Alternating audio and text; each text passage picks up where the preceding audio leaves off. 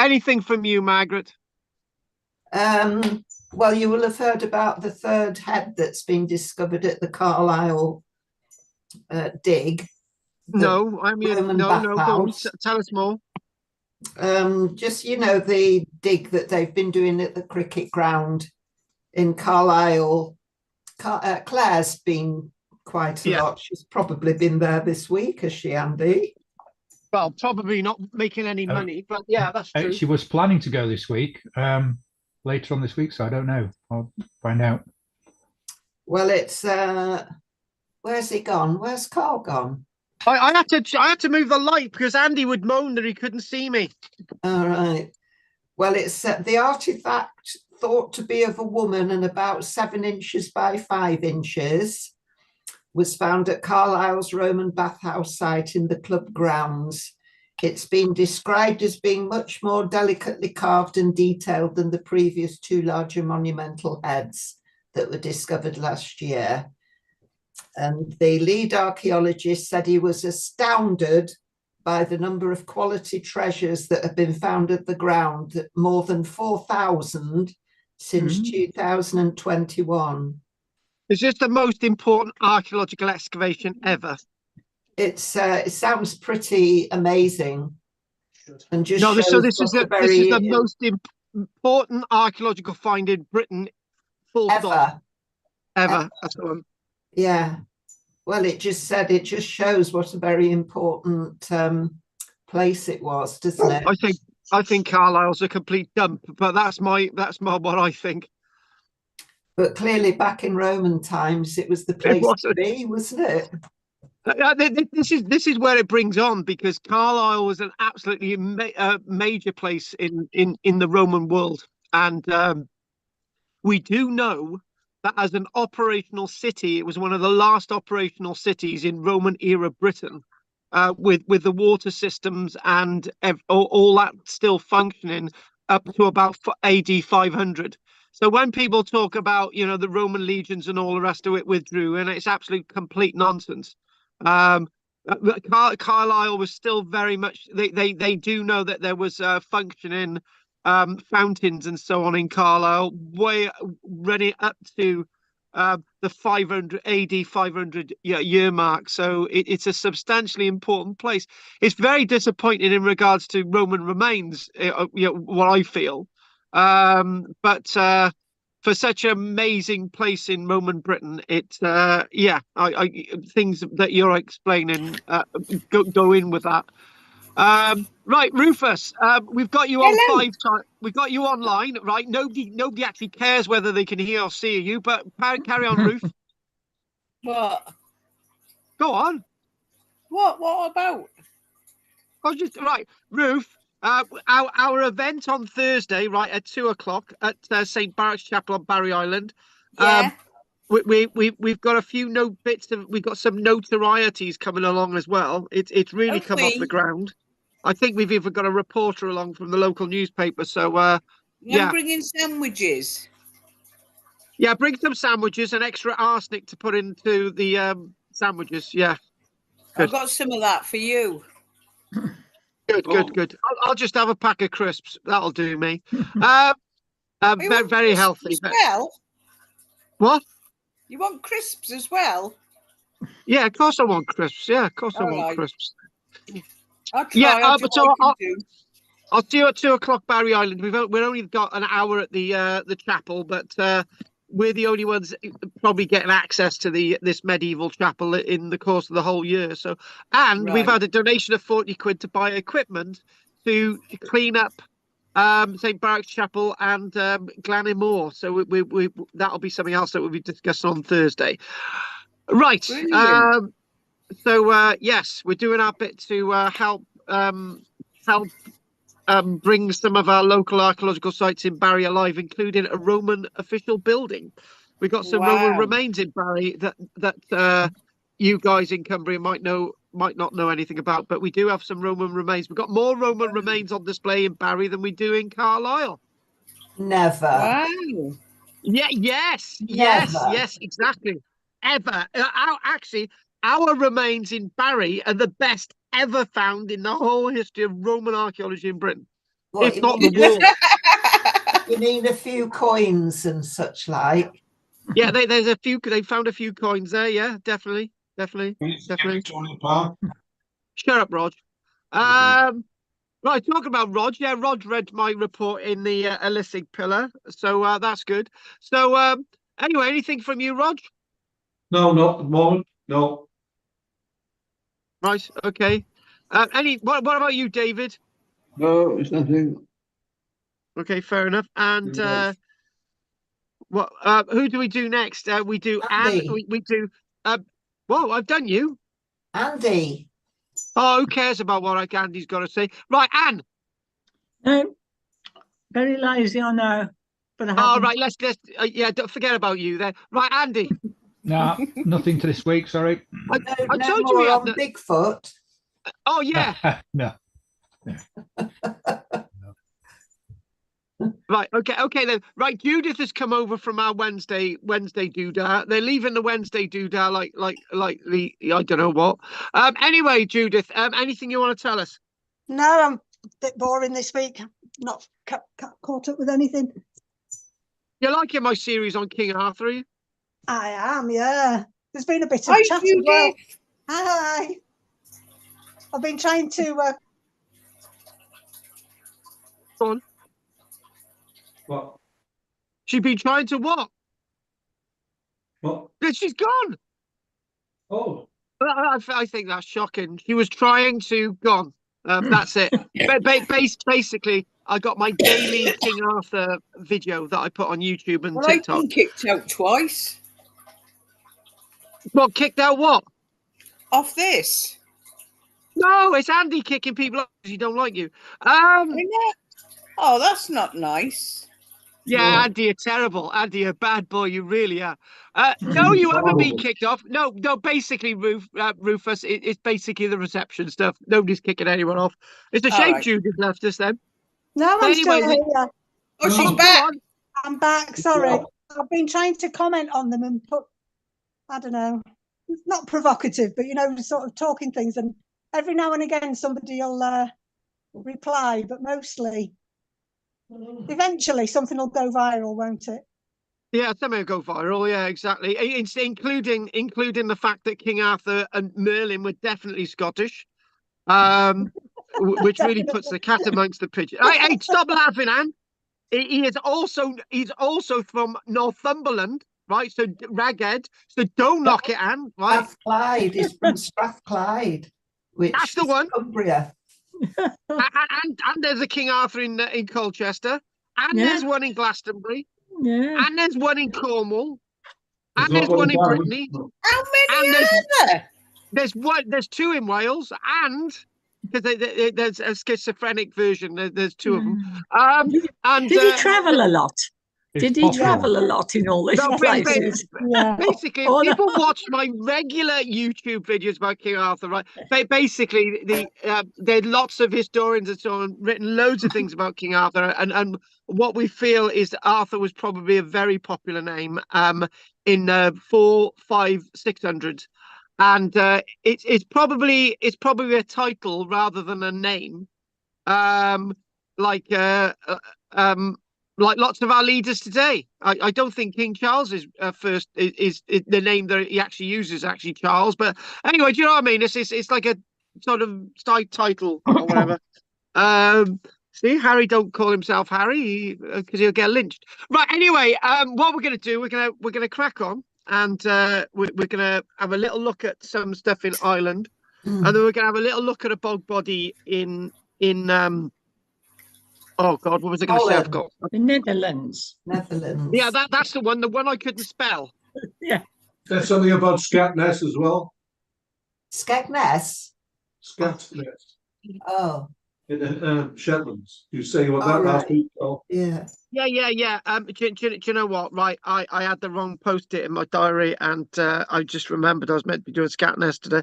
Unfortunately, I've done research on something completely different. Sorry, Rog, we're doing that next week. Sorry, I've Oh, failed you, Roger. I've failed you. Okay, look. oh, Yeah. there you go. Oh, yeah. Anyway, so when we think about Ireland, right, we mention Ireland a lot, right, and And when I basically we talk about the old buildings over there, we talk about bog bodies and this and that, and Ireland has to be a massively important place in regards to the Iron Age, and you could argue it's part of our bigger islands, you know. So we've got to do a little bit more about Ireland today. And when I was going to do another bog body from Ireland, I thought, nah, let's just do one from the Netherlands instead. It's the same difference. They got red air, job done. So we go to the Netherlands after we've done the Irish stuff. Now, one of the things clearly about Ireland is the dates. The dates. I've spoken to you about dates before, and in fact, going back to the adage, dates are not really as important as it makes out sometimes. But when we think about Ireland, their Iron Age basically sort of, you know, sets off, you know, a little bit later. So if we talk about British mainland Iron Age, we talk about 800 years BC. But in Ireland, we're talking roughly around 700 years BC, give or take a couple of shekels. And then what we do see with the Irish Iron Age is something very confusing. And what is very confusing is that their Iron Age ends sometime in around AD 500, right? And you're thinking, right, okay, what does that exactly mean? Well, what that means is that it's an Iron Age cultural period. It's an iron cultural period, right? So when you go to Shetland, Scatness, when you go to Shetland, when you go to Orkney, Maenhow, and when you go to the Hebridean Islands, they're relatively, to be said, still in the Iron Age or the Iron World, well after the Roman era has come and gone in mainland Britain, right? So what we do in mainland Britain, we basically say Iron Age to AD 43, and then Roman era from AD 43 to my date's AD 476, right? And then after that, AD 476, some say before, but that's my date. The reason why I use 476 as the end of Roman era Britain is when the final remains of the Roman Empire collapsed in the West with the death of the last Roman emperor, Romulus. Right, strange enough, it started off with Romulus and Remus, they end off with the Romulus and Remus. So anyway, the point is that's my date, and then after that, we got no return to the Iron Age. Basically, we got the early medieval period, Dark Ages, and we go trot. That's the medieval period, and we trot all the way then up to 1066. So those are my dates. But in Ireland, what we don't have is a Roman era, right? We don't specifically have a Roman era as we do in mainland Britain, right? So what that means is they stay within the iron culture all the way to the 500s, and then somewhere along the line in the AD 500s, what happens? The medieval period kicks off in Ireland, right? So all these things we'll get into, right? Now I'll give you a little bit of a warning, right? I usually never teach medieval archaeology because I can't stand it, right? Even though I've done a lot of archaeological excavations in the medieval period, but you will be doing the medieval period with me in about 5 years' time, not about 3 or 4 years' time, or whatever that is, if you're still with us then. Now, as I've explained that, let's go to some images. What I'm trying to do is stretch. Is to give you more idea of the Iron Age over a larger area. We could go and look at the Iron Age across Europe, but we'd be doing it forever, right? So this is what we've got. We've got a map of tribes, right? And when we think about a map of tribes, right, the map of tribes, we get maps of tribes in Britain, right, mainland Britain, and it can say it basically says that the ones without a question mark and the name of a positively identified It says Celtic tribe, but positively identified pseudo-Celtic Iron Age tribe, right? There's lots of ones that we're really not sure about. Now, the one thing that we do find is that some of these tribal names came to us from a Roman writer, right? Now, there's a problem with a Roman writer, right? Right. Okay, then. This we're gonna test this out, right? Anne, it involves you, Anne, and Roger, right? Roger, just throw out off the top of your head, a Welsh name place in Cymru, Wales. Do it now, and I'm gonna ask Anne how it's spelled. Go for it. Brecon. Okay. Right. What did he just say, Anne? I don't know. My hearing was difficult and it was a short word. So if you could repeat it, I might get it. You can repeat it only once, Roger, and then she's got to spell it out for us. Go on, Rog. Brecon. I'm Brecon. B-R-E. Hang on. Breccon's an English name, you plank. Well, it's currently in Wales. Did you say? No, I need a Welsh. Roger, you're a siarad Cymraeg. Okay, that's fine. Prifysgol yn y Caerdydd, iawn? Siarad Cymraeg, nawr. Nawr y tebwch chi, nawr. No, enw'r Welsh place name. Go on, Rog. Brycheiniog. Right, excellent. What did he say? Did he say Ceiriog? No. Brycheiniog. Right. One more time, Rog. Brycheiniog. Right, that's it. She's not. Right, now I want you to spell it for us, Anne. Brycheinion. Spell it. B-R-E-C. B-R-A-C. A. And I didn't get the I didn't get the end, I didn't get the end of the word clearly. It's tough. Brycheiniog. Lineog. Eog. No, you're helping her out with the spelling now. The whole point of that is, right? But I thought my hearing isn't good. I'm sorry, and it's my fault. I do have hearing aids in, but some parts of language I don't pick up, and especially it's a bit distorted on this machine. Right. The whole point of that little exercise, it's Brycheiniog. Brycheiniog. No, Brycheiniog. Brycheiniog. Right. So, Brycheiniog is a slightly different spelling than you've actually given us, right? And the point is with that exercise is that when people are saying, what tribe are you? And they say, oh, we're the Brycheiniog tribe. And then a Roman writer comes along and says, right, okay, B-R-A, right? And that's completely not the spelling of Brycheiniog, right? So the point is that when say Ptolemy might have had bad hearing, Anne, right? The point is that these tribal names and place names were written down by people who didn't understand the dialect, who didn't understand how you wrote these things down. And actually, in most places, there wasn't the written word either.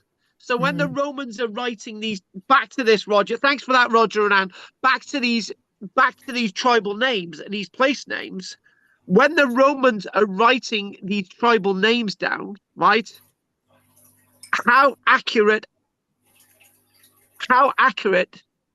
is what we're seeing on the screen, right? Probably very inaccurate. So when I talk about tribal place names in Britain, right, it's basically the Romans saying, well, what did you call yourselves?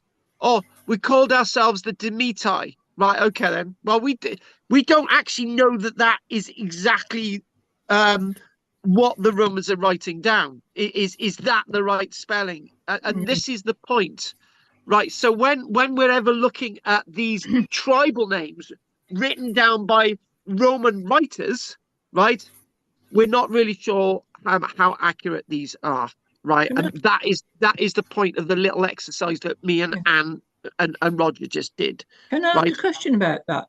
Would the Irish be a writer? Could they write their own language?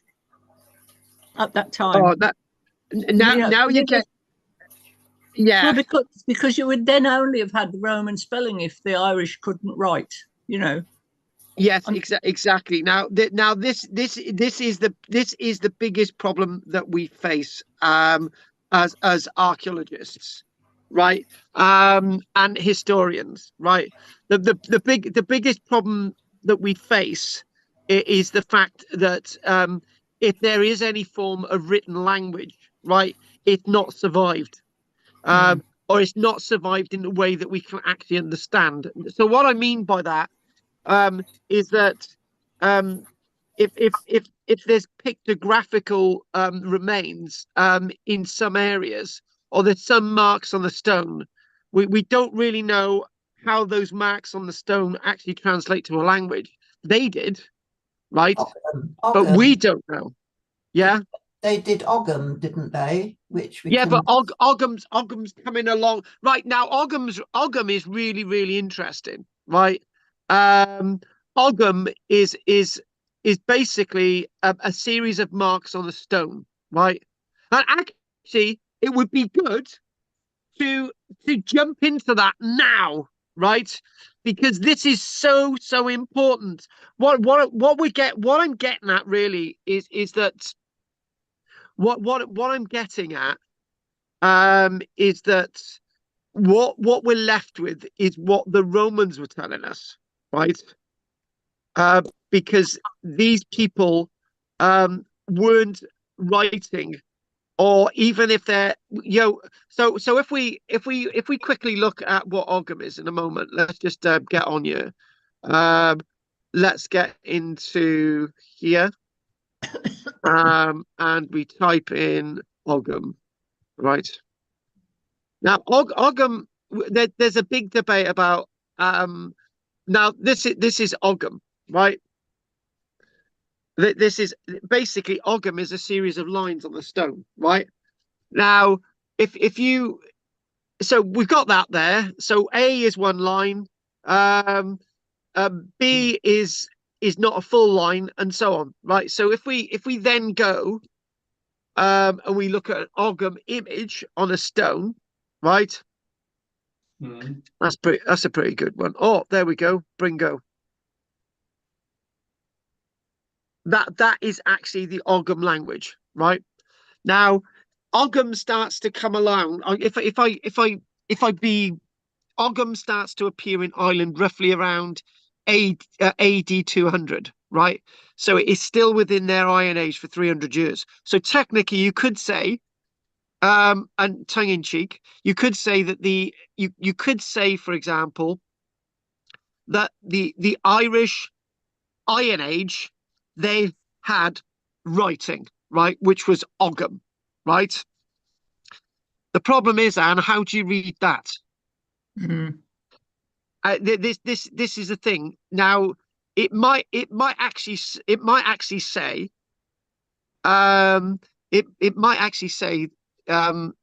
if we go back in time to AD 200, a local people might say, "Oh, that says this," and they would be able to dialectically tell us what these marks mean in their own tongue, right? But we don't know how all that was delivered, right? And that is the problem. This is the problem. When we look at hieroglyphics, for example, you might think, oh, we know that we look at hieroglyphics and we think, right, we can understand that there's an eagle, and that there is a dog, and that there's a pharaoh, right? But how are those symbols actually pronounced, right? And this is the thing about all of this. Now, it's we think we've only got the Romans to believe. Now, if you give the word Brachiniog another go, Anne. Go on. Brae. Brae. Right. Kyniog.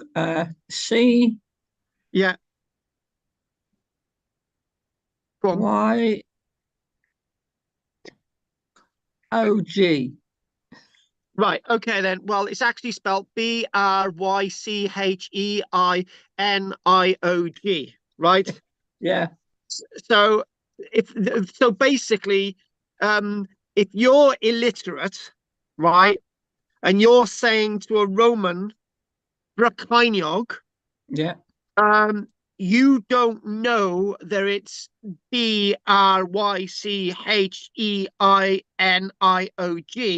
The Romans are writing Braecyog, and then Yeah. somewhere along the line that gets mutated into a word that's slightly different from Brycheniog. Yes. Now, Yes. this whole thing about language, and I'm glad we're talking about this now. This whole thing about Ogham is fascinating, right?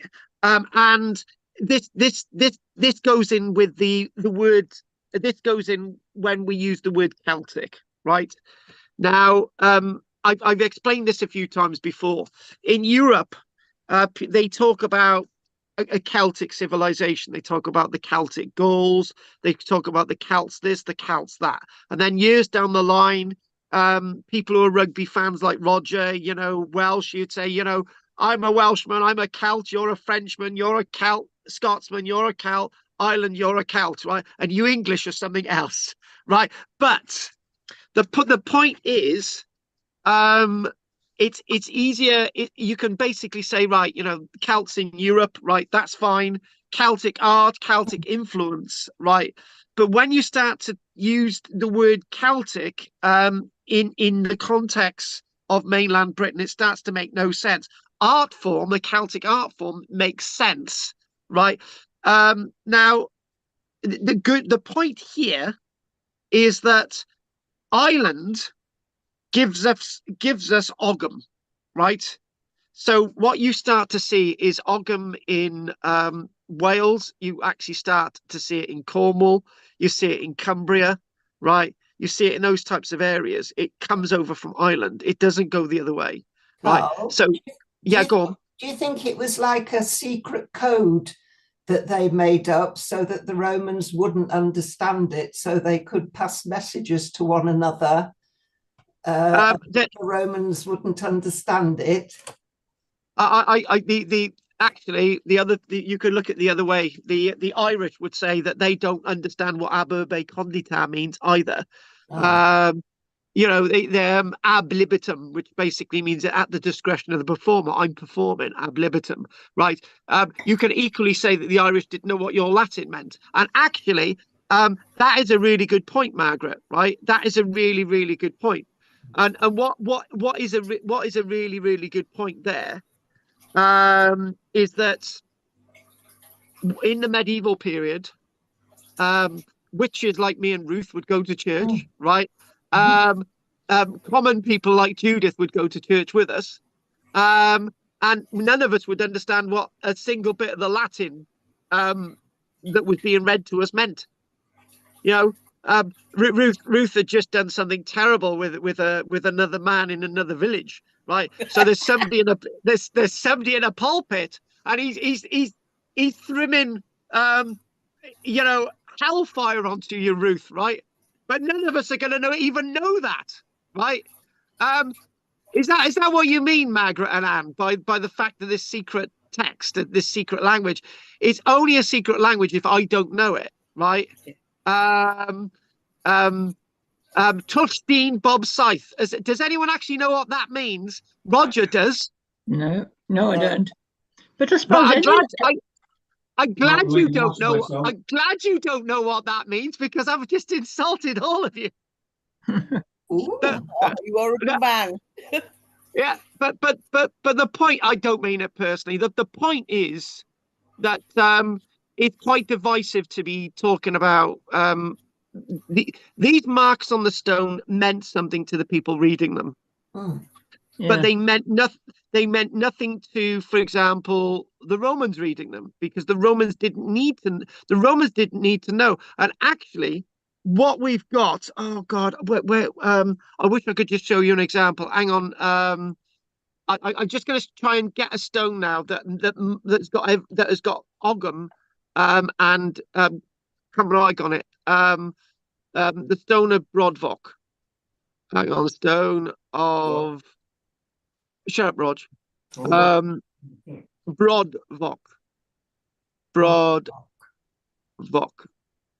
Brodvock. I think there it is.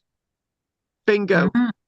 Now that stone of oh, hang on, where's it gone? Right, that stone of Brodvock is actually at something called the Margam Stones Museum, and the stone behind you actually has got some Ogham on it. So if I type in what they've got, now this is Neath Stone. Oh no, it's Margam Stone Museum, isn't it, Roger? Margam, Yeah. Margam Stone Museum. You've been there, Roger, haven't you? Yep. You know the stone I'm on about that actually has both native and Ogham on it. And actually that's that's a class in itself. Right. Oh, there you can see it.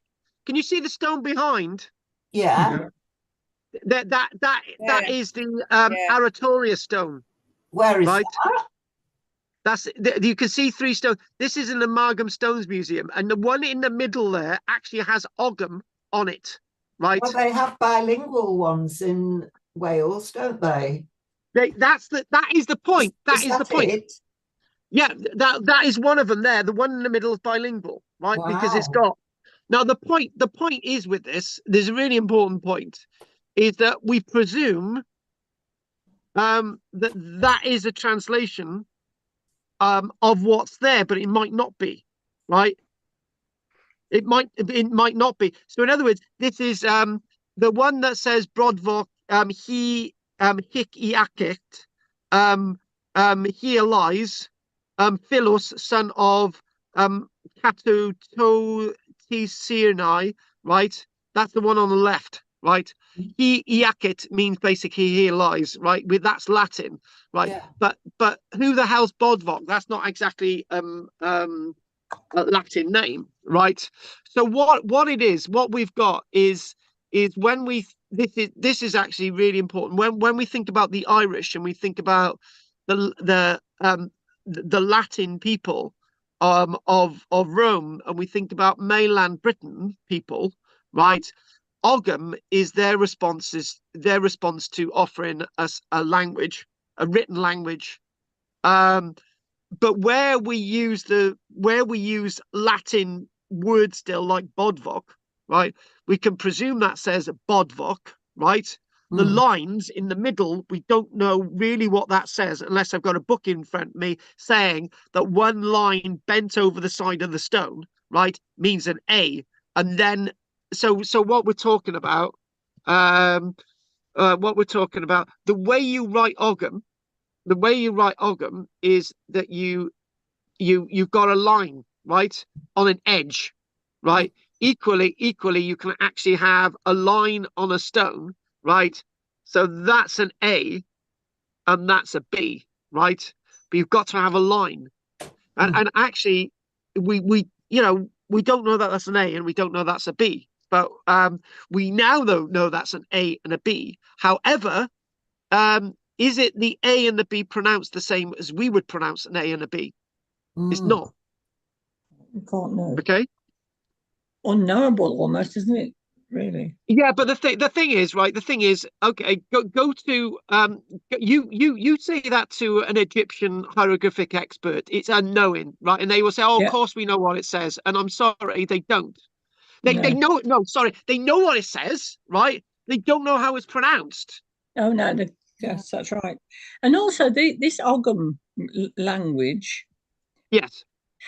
Would that be, because not everybody'd learn to write, would that be something that some privileged group, like some religious group or, scribes or something, only a few people would have it, or you couldn't Right, no, imagine. no, Druids.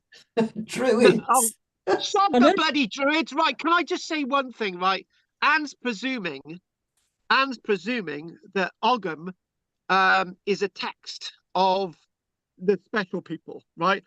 But that's looking at Roman civilization. If you were privileged to be able to read Latin and to be able to understand Latin, right? Well, yes, that's been true. That's the Roman tradition, right? Yes. But if in Cymru, Wales, right, Yeah. it's presumed that you can speak and write Welsh, right? Whereas if you come across Latin, right, it's a privilege almost, and that's the difference. No, I wasn't meaning it like that. You'd misconstrued what I was asking, I think. No, go for it. It's that, I mean,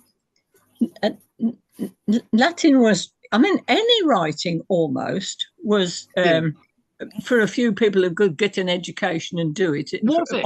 Recently, but I wondered if the Ogham text that they got was for any particular purpose, which was restricted to just a small group, you know, like, I don't know.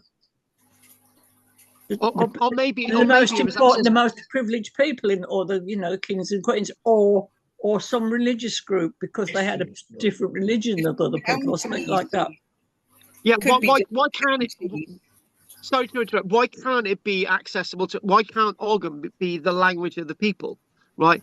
That's the point. Because when you yeah, well, you could be right in your way, or it could be the language of the people. When for example we look at hieroglyphics, right? There's the archaic form of Egyptian writing as the higher form of Egyptian writing, which is hieroglyphics, right? Mm-hmm. In about AD 400s, people had lost the ability to read hieroglyphics, but the lower form of writing people could do, right? So in most languages, there's a higher and a lower form of writing, right? For example, if for example you use Facebook a lot and you use text a lot, you might have a lower form of writing, which would be lol, which means laugh out loud, or yes, or you know. Oh, yeah. That's a lower form of writing because it's commonalized, right? Mm-hmm. Somebody could turn around and say, I can't actually read and write, but I can actually say these things. And I say, well, actually, you can read and write. No, I can't. I can use the word lol. Yeah, but you know what lol means, right? Yeah. So it's trying to what you should really be saying, Anne, is that maybe there was a higher form of understanding, and there was a lower form of understanding. And what I may be saying is that the Ogham is a lower form. Ogham's a response to Latin, right? Yeah. So Ogham might be the poor man and woman's language. I think it's the militants. Exactly. Writing a secret code. That's probably exactly that's what I'm thinking. Yeah. Why not? Why not? That's perfectly fine. Yeah, I think we're all enjoying this today. Cool. Andy hasn't said a word, but I'm sure he will in a moment. I've only insulted him 3 or 4 times this evening. It's fine. I haven't insulted him much. Right. So this is when we think about the picture of the other picture of Ireland is that what is identity? Is identity a name or a group? If you've got a group, you need a name for a group. Now, this is another question, right? This is another question. All archaeologists, 90% of archaeologists and historians would say to you that people had a named identity, right? But did all people have a named identity, right? You know, we're a group of people. We've come together, and that's what we're doing. There's a group of people over there. They're the Joneses. There's another group of people, you know, the ones who live on the hill. Yeah, those ones. That's right. But to have a group of people without a name, that's not a Roman way of thinking. So what the Romans did was say, "Oh, we'll give them a name, right? We're gonna chuck in a name, right?" And Roger might Roger might totally disagree with what I'm about to say, but in South Wales, right? In South Wales, this is the point. If any of you've actually read my book, The Romans in South Wales, you will know that in the back of the book, I've repositioned what the name Siluri means, right? Basically, in the South Wales valleys, there's about 20 odd valleys in South Wales, right? And in those valleys there'd be a small number of people, right? Not necessarily with a tribal identity or a name. You know, there's those people over there, there's those people in that valley, and there's Dave and his mates up there, right? Now, when the Romans are coming into South Wales and in the Roman era and in AD 43, it's very likely that they come across so many different groups of people who either didn't have a name or groups of people who were not as tribal as other people, and they thought, right, what are we going to call them, right?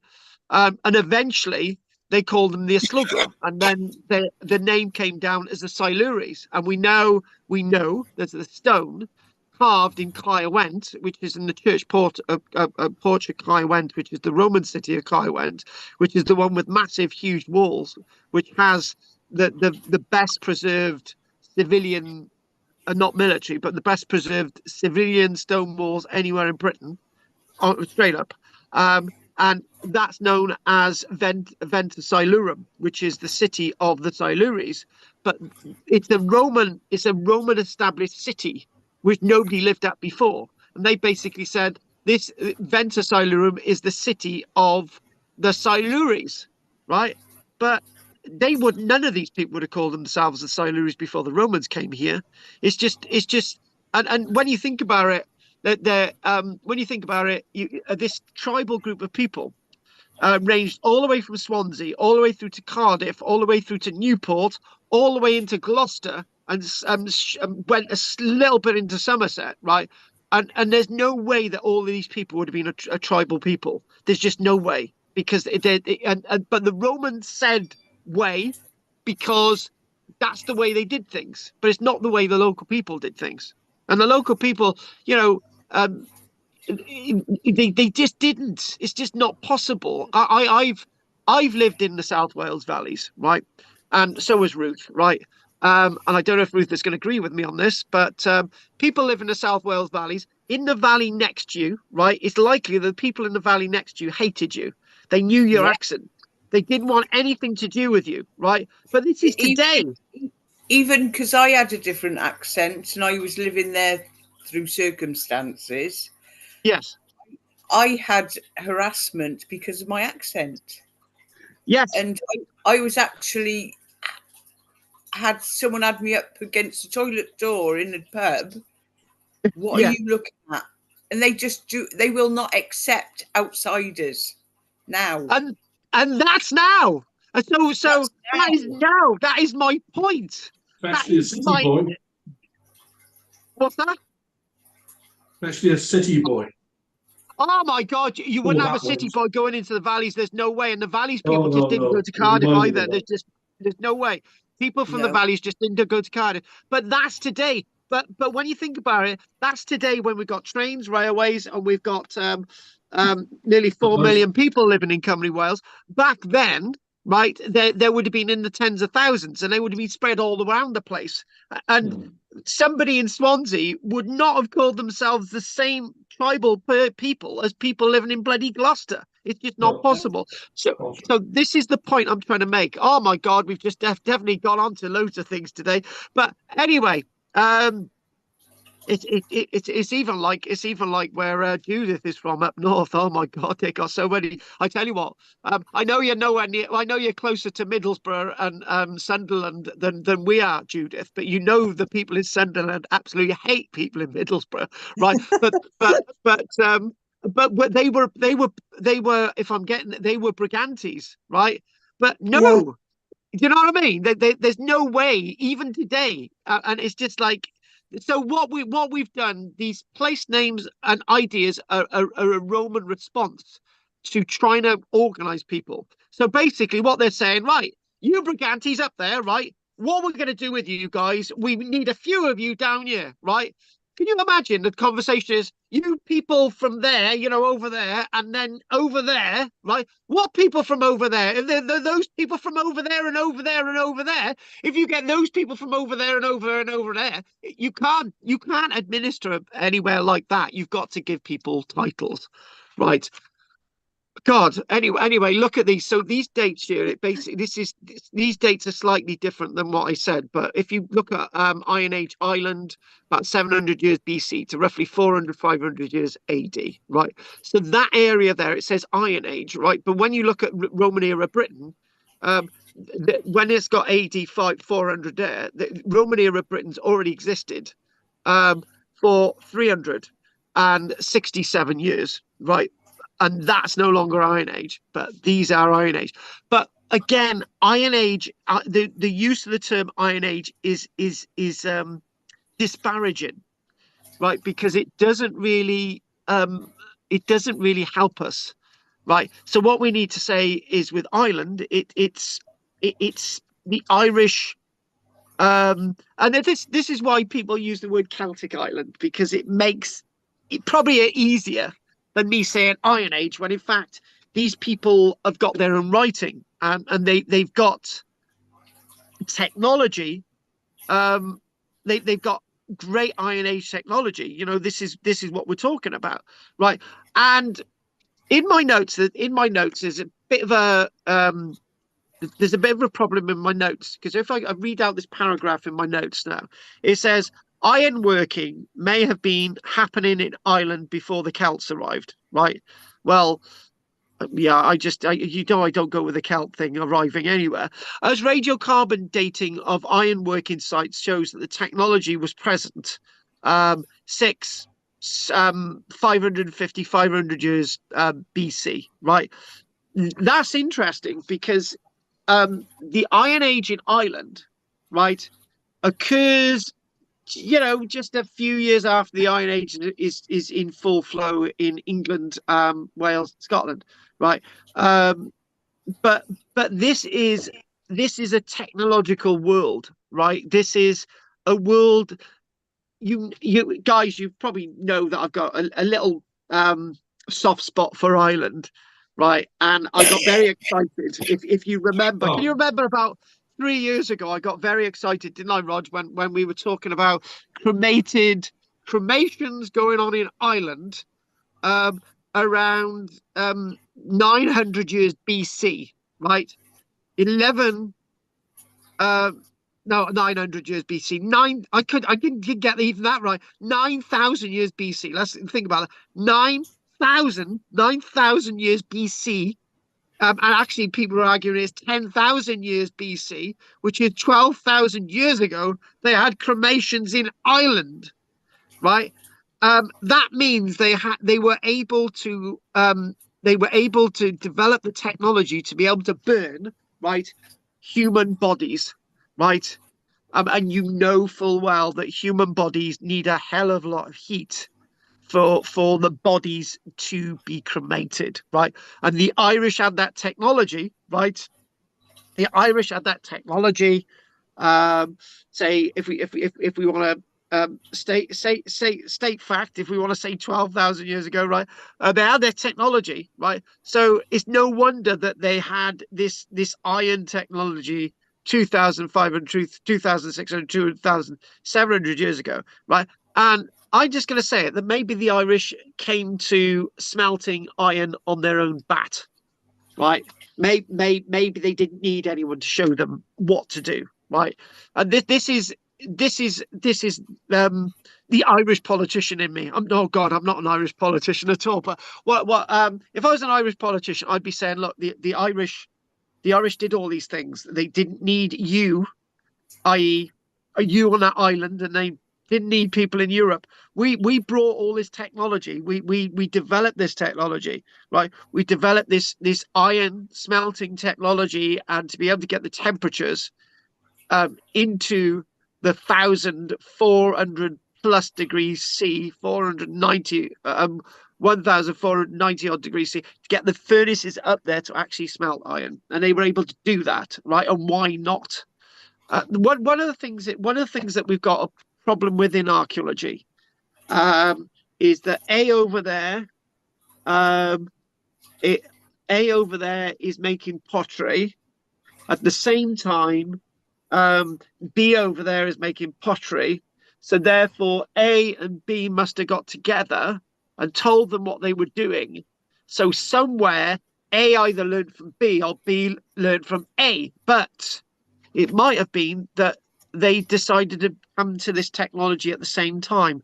For example, I don't know if anyone listens to BBC Radio 4 Plus. I was listening to a radio program today about stiff bears, and it said in the first manufactured bears on the planet were made in stiff factories in Germany, right? But the Americans argue that at the same time, in the same week, they opened a factory of making bears in America at the same time. And then people are arguing, okay, maybe they did, right? But obviously the Americans copied off the Germans, or the Germans copied off the Americans.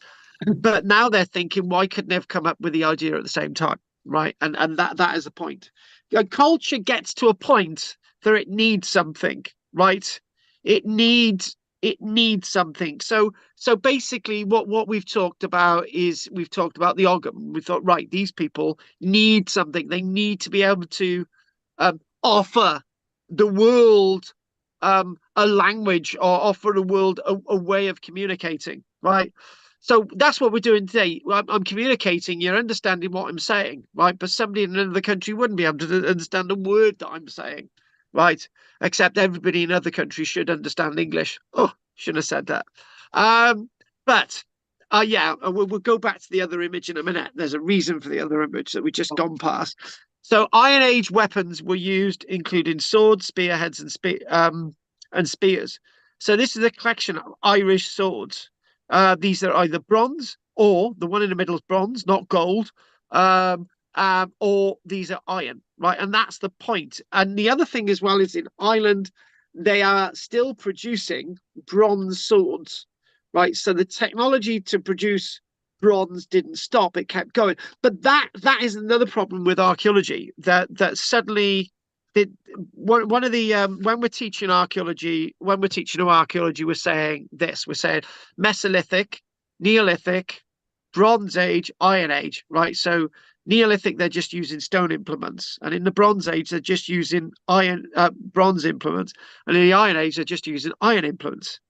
Did I just say they're only using iron implements in the Iron Age? But that's completely wrong.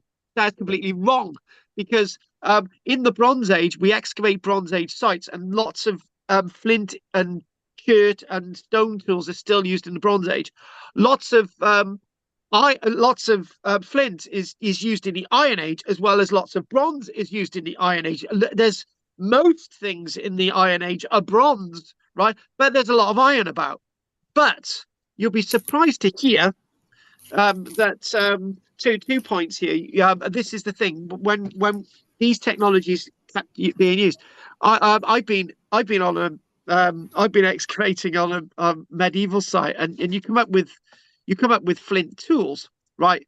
And you think, right, those flint tools got to be prehistoric artifacts, because they didn't use flint in the medieval period, when in fact they're found in the same layer as the medieval pottery. So actually, it's the other thing. They're still using the flint, right? I've mentioned this before, that there was. I'll quickly say it. There was a guy in a field in Turkey. He started picking up all these flints, and then this farmer come along and said, "What the hell are you doing on my land?" And he said, "Oh, I picked up all these amazing flints." And he said, "Oh my God, I'm still using those flints today, right? On a board, far of the field, right? Oh, so they're not Bronze Age or Iron Age or no, they're what I've been using for the past decade, and this was only a few years back, right? The American Civil War, for example, the Union and the Confederacy had around 2,000 Native Americans in their armies, right? Yes, the Confederacy used Native Americans, so did the North, and when one of the problems is when we're excavating American Civil War battle sites alongside bits of exploded cannonball and bits of shrapnel and a bit of a human limb and a cartridge case and whatever. And then suddenly you get flint objects, and you're thinking, oh right, this but these people are actually used actively on a battlefield, because if you use a bow and arrow on a battlefield, and you're trying to take out individuals on the battlefield, they don't know where you're firing from, right? Because a bow and arrow doesn't make a noise. That's where they used Native Americans in the American Civil War, and they would take out the odd officer, right? Now the kilns in the Iron Age weren't as big as this. Okay, this is a little exaggeration. Maybe the clothes are correct, or maybe they're completely wrong. Has anyone ever well, we've all done this, haven't we? We put oil in a pan and we've chucked chips in there, and suddenly we get bits of oil splurting everywhere and go, oh my God, I've just blinded myself, right? That's what happens with iron furnaces, right? Iron foundries like this, right? The little bits of iron spark everywhere, right? You get that on your skin, you're going to need to protect your skin. So it's likely that these people would have been covered up. Now, this individual is not somebody in the Iron Age smelting iron. This is somebody in the medieval period smelting iron. However, basically, what being shown as being used there is more or less what they would have used in the Iron Age, except for the way the guy is dressed. But then again, the way the guy is dressed could actually be correct, right? The bellows look too refined to be the bellows that they would have used back then in the Iron Age. But then again, they may have used something very similar to that anyway, right? We've got bellow collars. We got the chures, which are the little ceramic things that would go into the furnaces. What I'm trying to show you is the Iron Age furnaces in Ireland, and obviously across the rest of Britain, would have been about this size. Would have been about this. This is what we're talking about, right? So again, I always find Ireland fascinating because it's a world that seems to have survived. Right, it's a culture that goes way back. It seems to be wishing to say, "Hey, look at us, boys." And one thing that I would say, that when I talked about the Irish politician thing earlier on, right? The Irish are making a lot of we did this. We didn't have the Romans here. We actually, forget the Celts. We devised all this technology ourselves, and most of it they did. They didn't need anybody. You know, when we looked at the Bronze Age, and we looked at the Beaker people going to Ireland, and it was like, right, okay, we had that great debate. There's evidence to say that people in Ireland may have actually developed bronze technology before anyone came over from Europe, and we had that bit of a discussion, right? This is one thing that lots of people in the museums are very much talking about in Ireland. It's a more or less of a world that we've developed ourselves. So Ireland was divided into many small kingdoms, and the culture was centered around war, right? Now, I can't argue against that. There's lots of sword, there's lots of spears. Warriors with the aristocracy, and they sought fame by fighting their enemies. But then again, it could have been that blood-curdly, bloodthirsty, because in many ways the people of Ireland survived. They're still there today. They haven't been wiped out by any type of disease, and when you look at the chart there, can you see the name Brigantes? Right, and you've got the word Brigantes, which is also a name for the tribe in northeast England, the Brigantes, right? And the Corondai tribe, or a similar sounding tribe, is also found in Wales, right? and we're talking about the Moneg or similar name of people in Gaul. Again, it goes down to the fact that the Romans thought, right, okay, I tell you what, you know that Bryconion tribe, right? The Bryconi Igi people. Oh well, we'll just give them the same name because it sounds similar. We'll just write it down. And this is how things are written down because it's familiarity, right? It's the lead and lead thing of the English language, right? It sounds similar, so obviously it's the same thing, but lead and lead are two completely different meanings, right? And this is what we're talking about with all this. It's just trying to fit in. So my notes tell me, right, okay, let's look at this. I think that guy looks good. He's too hot for you, Ruth. Do you get the joke, Ruth? He's too hot. Forget it. Yeah, that was good, wasn't it? That was really good. His hands are hot, Ruth. Anyway, so influences. Ireland was influenced by other. What's that, love? My hands are hot. My hands are hot. He gives the hots. Shut up, Rog. Anyway. So Ireland being influenced by European civilizations, but then again, is that really the case?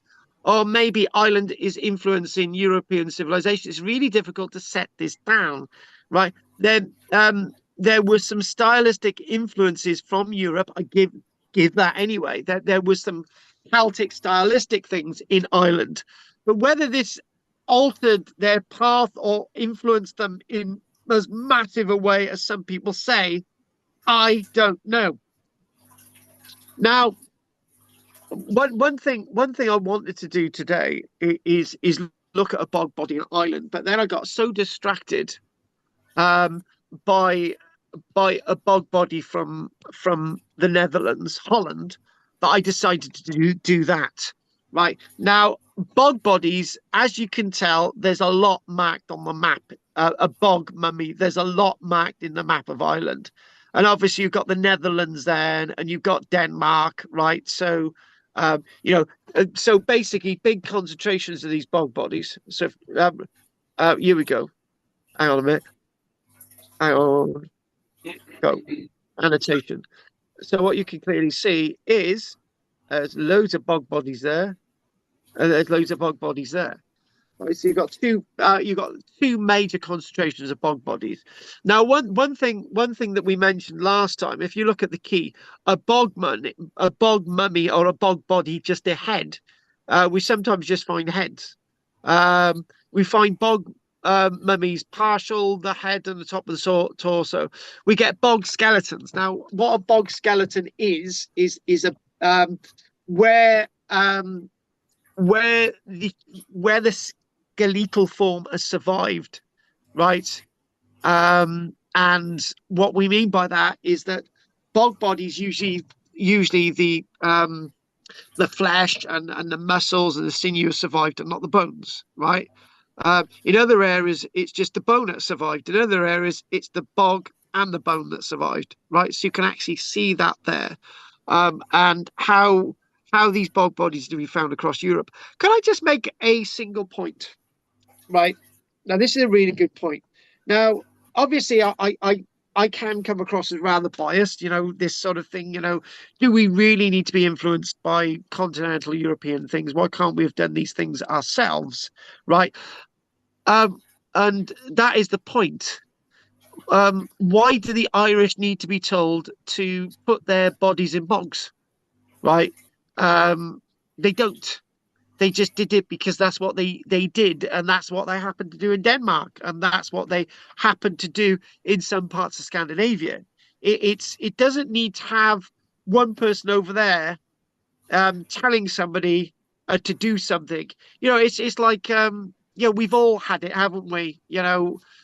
Somebody I don't know, somebody did something at the same time as we did it, right? So in other words, I went out and got a bag of chips at 5 o'clock, and Ruth went out and got a bag of chips at 5 o'clock. But me and Ruth didn't tell each other we were going to go out at the same time to get a bag of chips at 5 o'clock, right?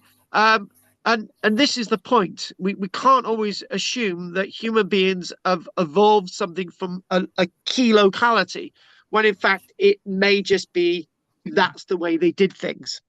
Right now, we've got to look at some of these other things, and I do apologize for not doing Scatnest tonight, but obviously we will definitely do it next week. It's been a weird week, guys. But also one final thing when we're talking about is the stone. Well, two actually. They got these really big, weird stone sort of fortifications in Ireland, right? Big, thick stone walls, right? And that's something else that we need to look at. And also carved stone. There are carved stone objects, including quern stones and stone heads, that can be found in the National Museum of Ireland's collections.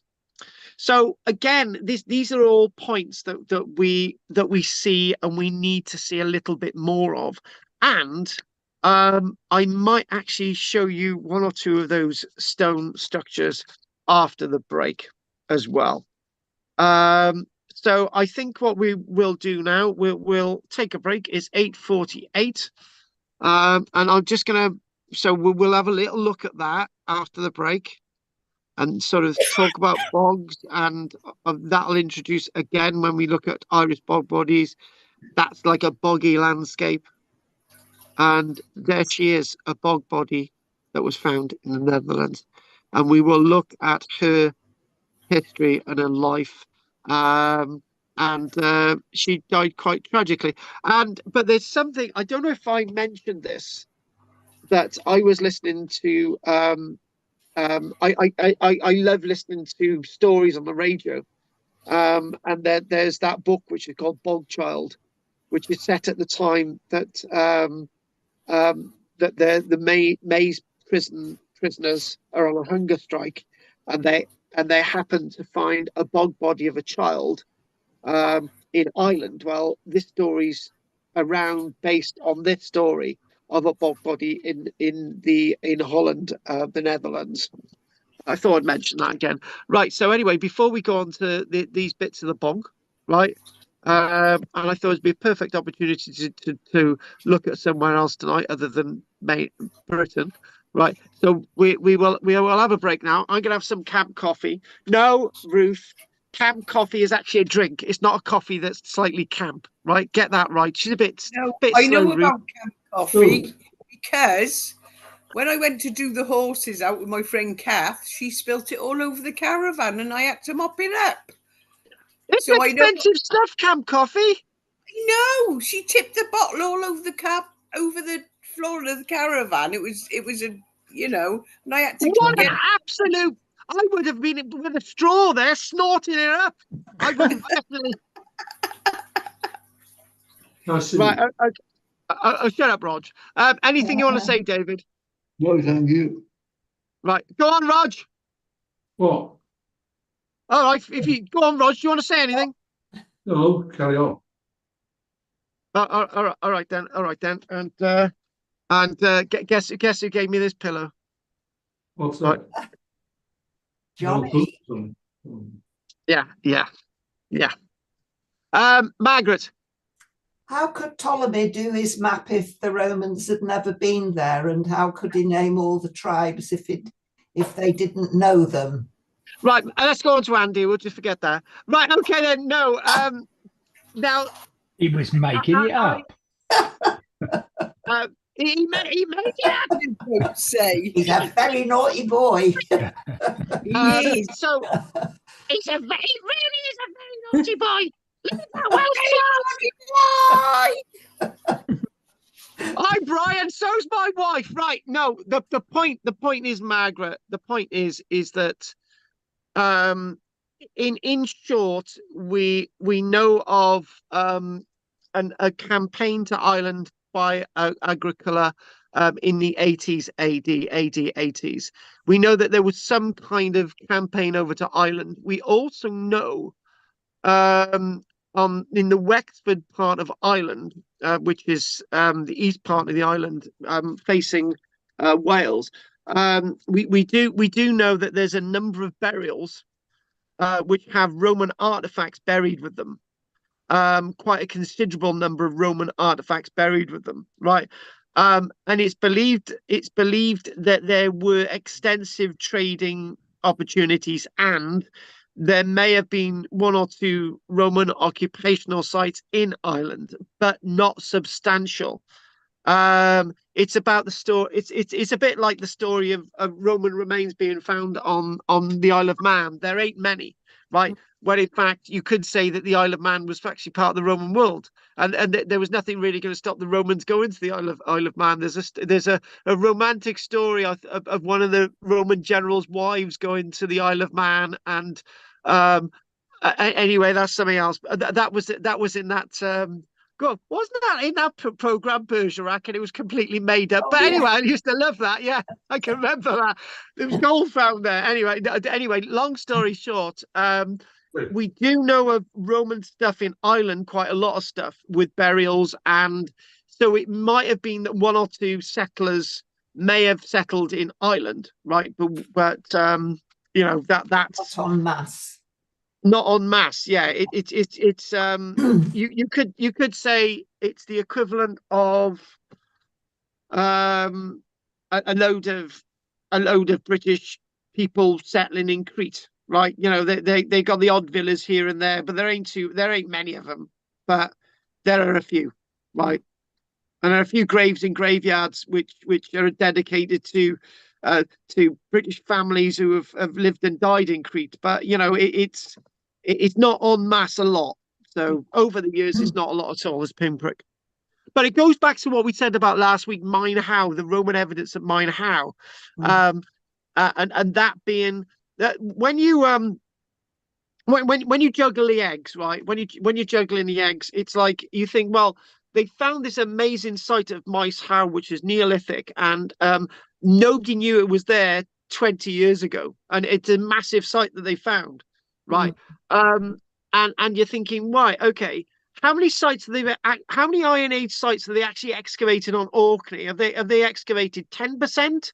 Have they excavated 100%? Right. So they've excavated 10% of the Iron Age sites on Orkney, right?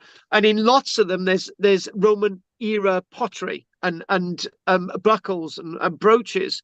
But we're still saying that the Romans never ever settled or got to Orkney in any way, shape, or form. But there's Roman stuff there, the same as Ireland. There is talk of a Roman military base found in Ireland, but that comes down again to the local politics in Ireland wanting to say actually the Romans didn't ever come here. We weren't influenced by the Romans. Politics takes a big part in Irish understandings of their history. And in lots of ways we're going in the other direction in mainland Britain, but I can't say any more about that because I'll probably end up getting arrested. Right, okay, let's go on to you, Andy. No, only that somebody was asking about Holland and the Netherlands. There, North and South Holland are two areas within Netherlands. It's just that's where a lot of people go to visit. So that's why the Dutch have tried to change it to the Netherlands to incorporate the whole country. Hang on a minute. Dutch, Netherlands, Holland. Oh my bloody God. And the Franks. Chuck them in there as well. The Flemish, yeah. Oh, Andy, shut up. Right. Can you imagine a German school in the Second World War? We're going to invade Holland, right? And somebody says, well, we're not going to invade the Dutch or the Netherlands, are we? No, we're not. We're just going to invade Holland. That's it. We're not going to... We're going to leave the Netherlands and the Dutch alone. We're just going to invade Holland. That's fine. But now we're in the Netherlands. Yeah. Well, maybe the Netherlands and Holland are a part of this lot we're saying the Romans, where somebody else is choosing the name and they've got the first name they have. So it could be the similar sort of confusion, couldn't it? Yeah. Yeah, exactly. Right. Anything else from you, Anne, before we have a break? Thank you. Okay, hang on. I said anything else from you, Anne, before we have a break? And Anne sounded like Andy. Well, he must be a very, very good ventriloquist. All right then. Anne. We'll go on to Ruth now. Ruth. What? Ruth. What? I'm here. What? Well, go on, say something. I want to have a break. I want my donut. Yeah, let's get a cup of tea on the go. I've got to get another drink, so you better bug off and have your break then. All right, then we're going to do a Bog bog on you off. after the break. Okay. Bug off. Right. Okay, then, and what? Let's find out if there's anything that Judith wants to say, and we'll bog off. No, nothing. Everybody go and have their cups of tea. That's fine. Oh, thanks, Ruth. Thanks, Judith. Thanks, You're Judith. welcome. Judith, I got a rare photograph of Judith pinned up in my toilet. It's lovely.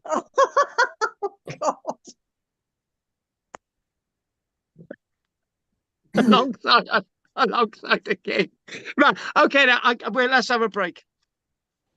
Okay. Okie dokie. So break. A pokey. Jokey. Pokey. Oh. Oh. What? What? Obesity.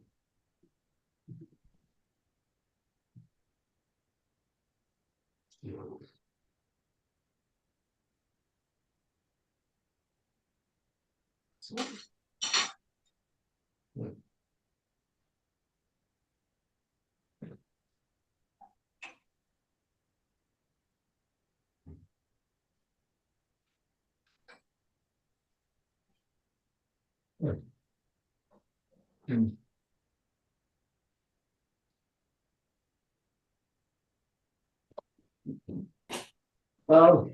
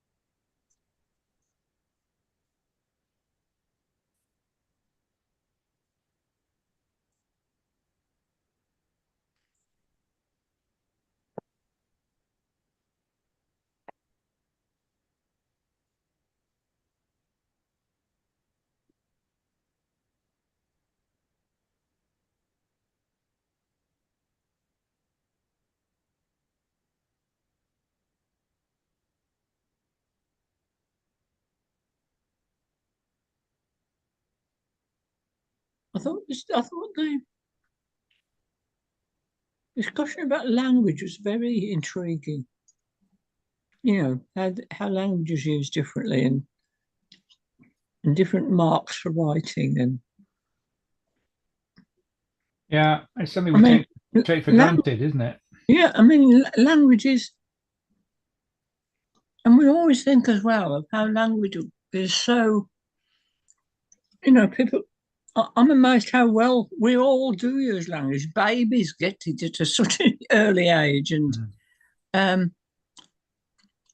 it's such a complex thing, language, even spoken.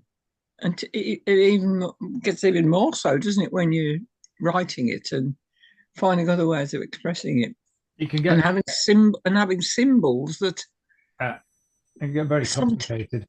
Sometimes they must be secret amongst a small group, and other times we're trying to spread it to a whole population. And then there are so many different languages, it confuses us all. You know, I had a friend. All the languages in the world today, it must be enormous. I had a friend who was trying to do some research on Gleaston Castle near Ulverston. Mm-hmm. And the records there's quite a lot of records, but they're held in Barrow in the library there. But they were written in medieval Latin with a Cumbrian dialect, and there were only about 3 people were able to translate it, because it was spelt phonetically, of course, because there was no constant language in those days. So. No, that's what I say. When you look, talking about the language as we were earlier, I think that's absolutely. I feel we could do a whole lot more on that, because it's sort of so intriguing and difficult to understand.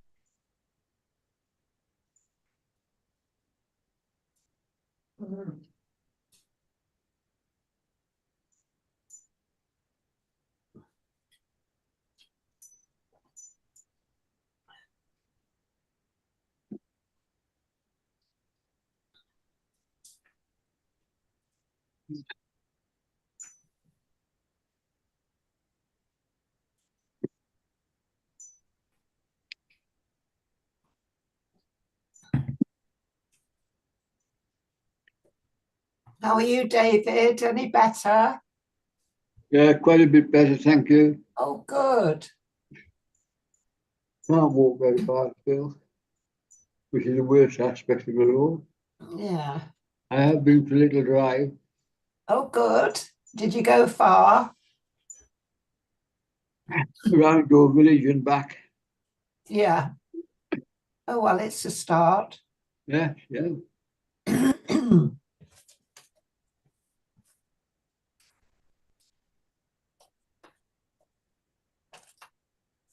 I drove to Glasson Dock today. Have you ever been there? Yeah, yeah. I met some friends there. Haven't been Right. for ages.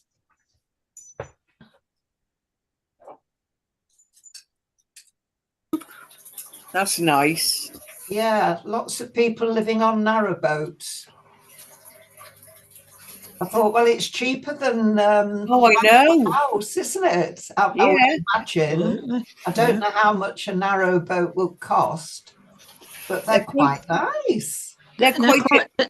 they're quite a good size if you get a big one. And Yeah. I've been on one or two where people have lived on them. Yeah. Yeah. And I suppose you've got some mooring costs, you know, but Yes. it'll still be cheaper than And buying a house. Yeah. Yeah. Well, you can I- get not a narrow boat, but a canal boat, which is Yeah. wider. And the canal boat, though, the wider ones will only go on there's a the I bigger forget the name of the canals. canal. The Mm. normal narrow boats go on most canals. Those You canals. can yeah. get wider ones, but they don't fit on all the canals, so you can't travel. Right. You could live on them better, but you Yeah. wouldn't travel from far with them. I'm not sure that the Lancaster Canal connects to anywhere else, does it? Yeah, you can go across the Ribble. You can go to where? The Ribble, can you? Yeah, Got Mary or somewhere like that. yeah. You got to cross the Ribble to get onto the rest Onto of the the network. next canal. Yeah. Yeah. I mean, And so some of the canals lead onto rivers anyway. You go part on the river and then turn off onto a canal. There's quite a network which Oh, includes yeah. some rivers as well with your narrowboat. Yeah. Yeah. I remember seeing them. They cleared that one. Was it at Bradford? I think it was Bradford. It was a Yorkshire canal and it was derelict. Yeah. And they've cleared it out and got it going again quite a while ago. Yeah. there's a canal boat at the moment on BBC Two. There's Canal Boat Diaries. Oh, Wow. right. Interesting, that very. He does a lot of repairs as well. Yeah. When my husband was alive, we went on a lot of canal boat holidays where we hired the boats. We Yeah. met people who lived on them. And it was my husband's dream when he retired. He was going to buy a shell and refit it himself. My husband said exactly So he the didn't same. live that long. He died too early to do anything. Yeah. But that was his dream. And I'm sure if he'd been That's alive, strange. Yeah, my husband was just the same. That was his dream as well. Yeah. Yeah. Yeah. Strange, isn't it? There, but the Yeah. two know each other because can't be everybody's dream, can it? That No. really? No, I can't say I was too keen. No, I would have been happy to go along with it. We Yeah. took the kids. We used to go with the kids, and the kids loved opening the lot. And there was so much they learned from, the history, and there's so much just going up and down. And we did learn a lot. The kids, as I say, just loved it. They loved all the activities of it as well as. Great for a holiday. Yeah. Well, Yeah, as I say, remember going on the we went for Norfolk several Broad. years. We used them. Yeah. Yeah, the Norfolk Broad used to be good. Yeah. I've been on that Yeah. many years ago. We had 3 boats between the 3 families. Oh, we got 10 of us on a boat. Enough Yeah. There was So 3 when we families, stopped- and we had 3 barges going down all together. Yeah, I just remember stopping, and there were enough of us to have a game of cricket all round us. It was really The narrowboats are so really good to live on. And my granddaughter, the one of them who lived in London, and she just, and the rents keep going up in London, and you can't afford to buy a house in London. She bought a yacht to live on, and then I think they picked it up somewhere in Wales, took it down to the south coast below London, so she can access London even. And the idea was to live on it. Anyway, they're still doing it up, and I don't know whether they'll end up living on it, but that was the idea, and she's learned to sail, so she quite enjoys sailing anyway now. Yes, a friend of mine used to live on a canal boat at the Tower of London. There was a basin there with quite a few canal boats. Yeah. Wow. Yeah. I should imagine to have a boat in London would cost quite a lot, wouldn't it, to moor it there? The mooring in London. She's in a marina on the south coast. Yeah. And because she can work, they working at home part of the time. She doesn't have to go into work every day. So she's in Sussex or something, isn't it? Can work, it's travel into London from there. Yeah, a lot too, I think. Are they mostly powered by diesel? Are they powered by diesel narrowboats? Hers isn't a narrowboat. It's an ocean-going yacht. Oh, wow! Yeah, but it's not a big one, but it's one they got second-hand in a bad shape, and they've worked on it, Yeah, and bringing it up to scratch. And they go sailing anyway, so it can be a holiday as well as living on it, because you can move it around. I remember seeing somebody had converted a Dutch barge into a home, and it was really quite spacious, as you can imagine. Well, I was surprised how big the canal boat, but because we rented one, but when they try and squash people in and make little rooms, don't for renting. But the ones people lived in, they were really quite spacious. They could open the whole thing up, and have a big living room, and it was because some of the canal boats are quite long, the narrow boats. Yeah. So they made a really pleasant home for people. I wouldn't mind living on one. Well, Tony used to get all the magazines, and you could and he thought of building one or getting one built, and it would have only been about £60,000, and that would have been our home. Yes, could have been great. Talking about Britannia, they had a canal there, and boats you could go on up and down the canal. That was interesting. The Brecon and they kicked it out, still passengers not the same, but interesting. Well, my cousin had one made, and they sailed it for a couple of months, and he got very ill, so they had to sell it. Oh God. Well, the thing is, I'm in the great advantage of building my own house, but that's life. I think an underground, Carl, an underground room or something. Oh yeah, we're still building the underground Gruben house. So hopefully, when it's in the snow, right? Because we will get very heavy snow this year. When I'm teaching, sort of late part of December, right? I will take you underground, and I will teach in the Gruben house.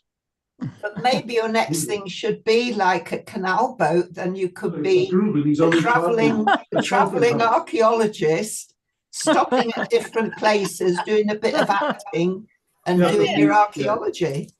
The house, the Gruben is only but the problem is, I've said this to Michelle. If we were going to get flooded on top of a hill, there'd have to be a lot of water.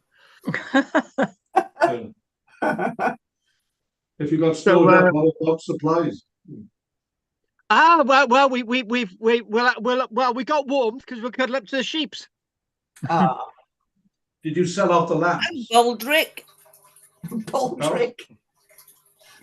No, we've got the lambs because we're actually I've got one of you on here tonight who actually sponsors one of my lambs. So no, we haven't got rid of the lambs at all. Ruth does.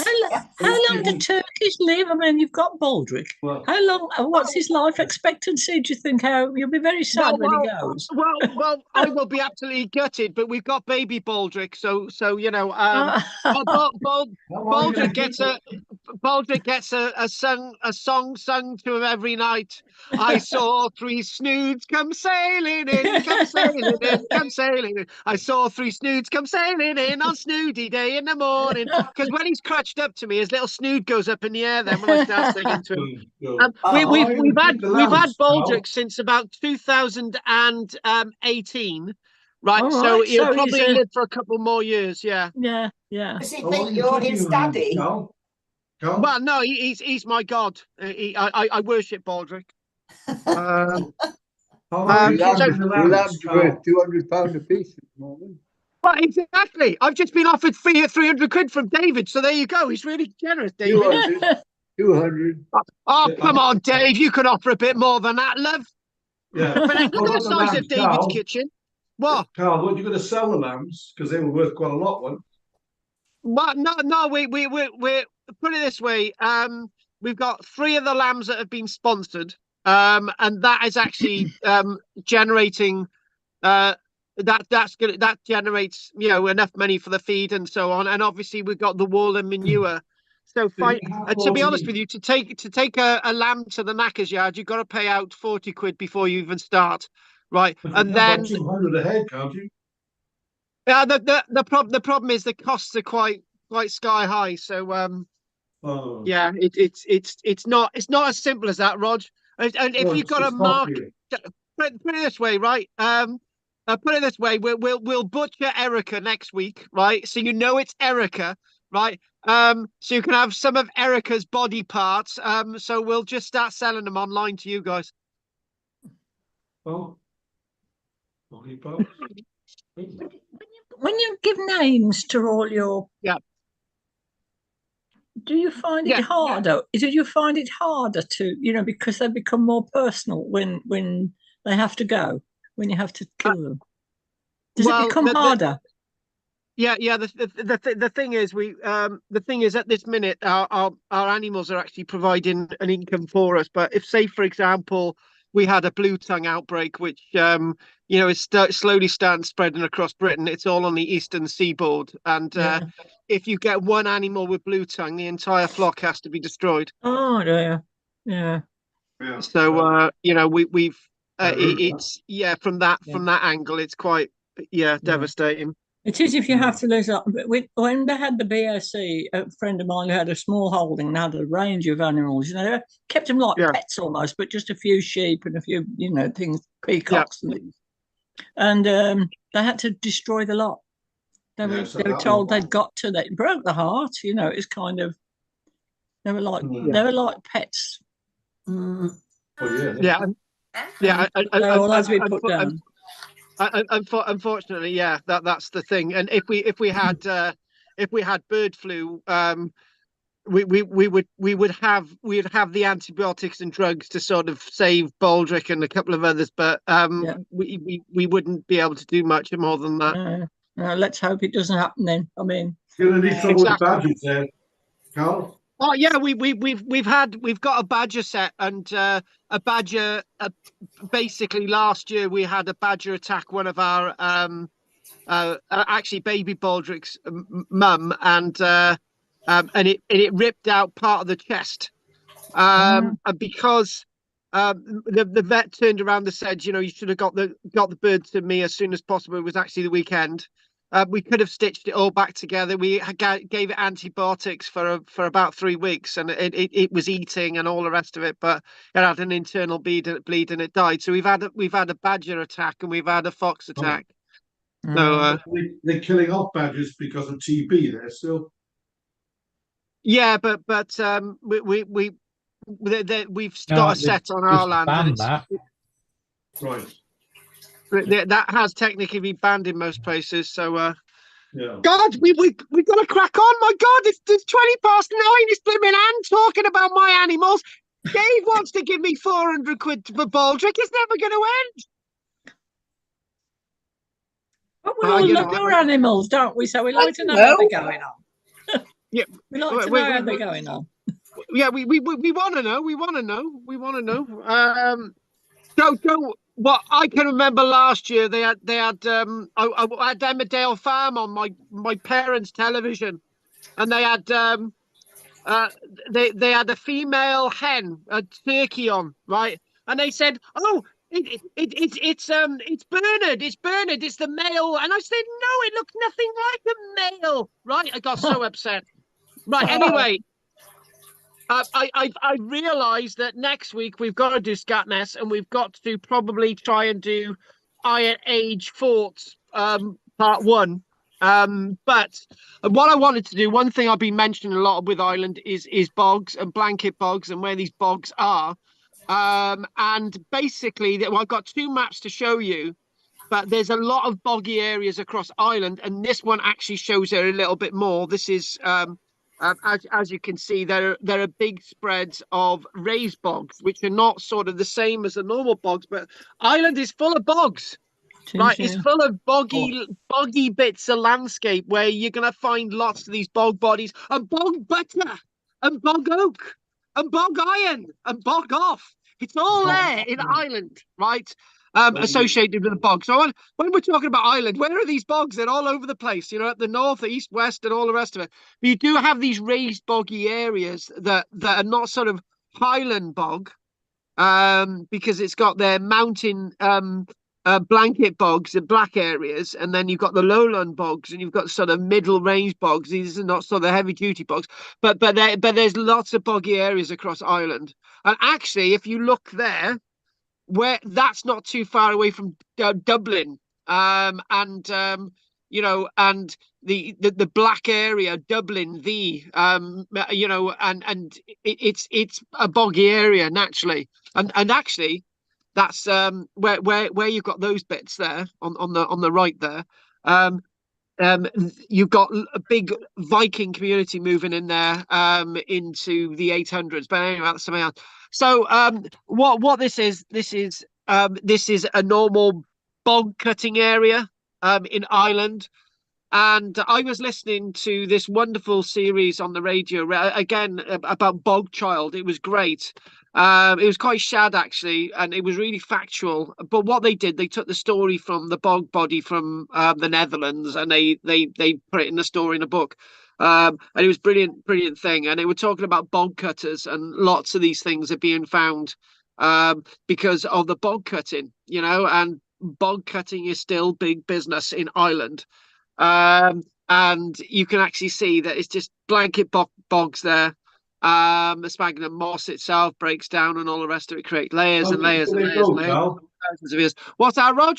How deep do they go, I wonder? That looks like about 4 or 5 meters. Yeah.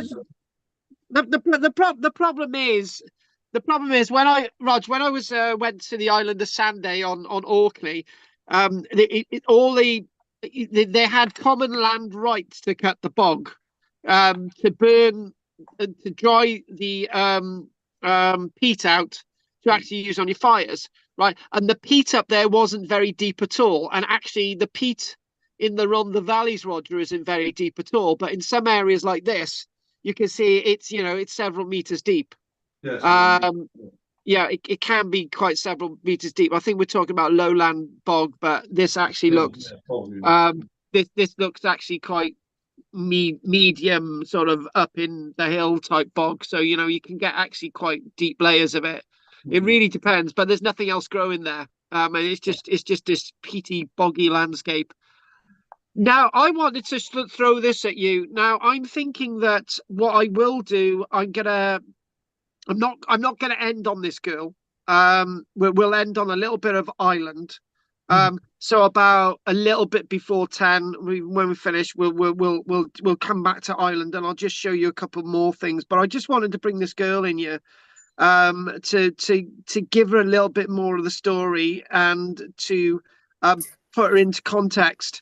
And to put her into context, bog bodies are rare human remains that have been preserved in Irish bogs.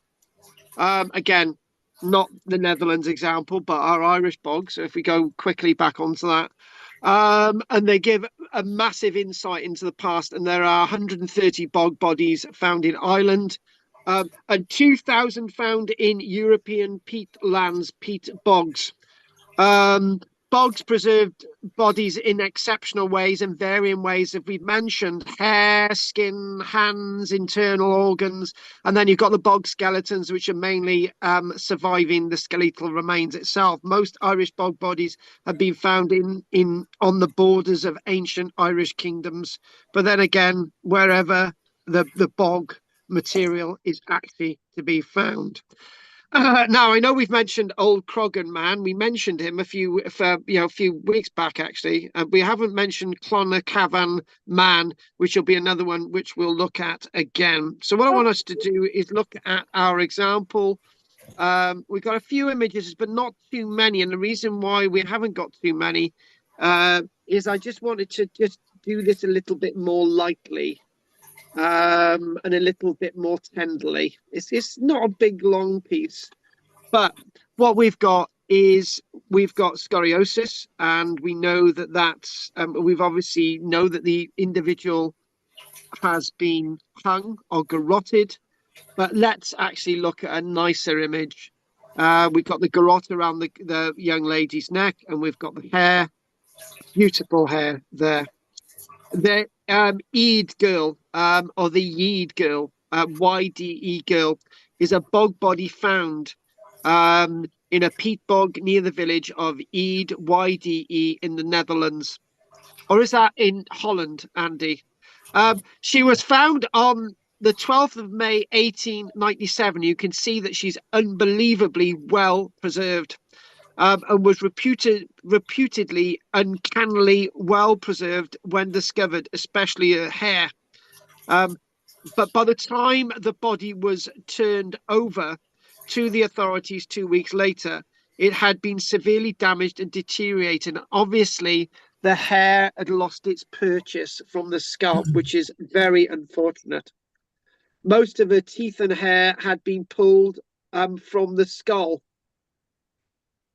And the peat cutting tools had also been reportedly to have severely damaged the body. Now, I know this is in 1897. It's a shame that the body wasn't treated with a little bit more respect in the day. Now, this bog body comes into a weird period of dating. Now, you would think that radiocarbon dating would give us more of a specific date for this young lady. She is a very young lady indeed. She's 16 years old. Approximately 16 years old, and you can see that she's got a heavy a brow on her temple there. So carbon 14 radiocarbon 14 test indicated that our girl, Eid girl, died between 54 BC and AD 128. Now that's quite a long, wide span. The problem is the radiocarbon dates have been contaminated by heavy handling, and obviously the body being handed over to the authorities 2 weeks later. Obviously, lots of damage has actually occurred to her body. She had long reddish blonde hair, but one side of her head was initially thought to have been shaved before she died. However, recent studies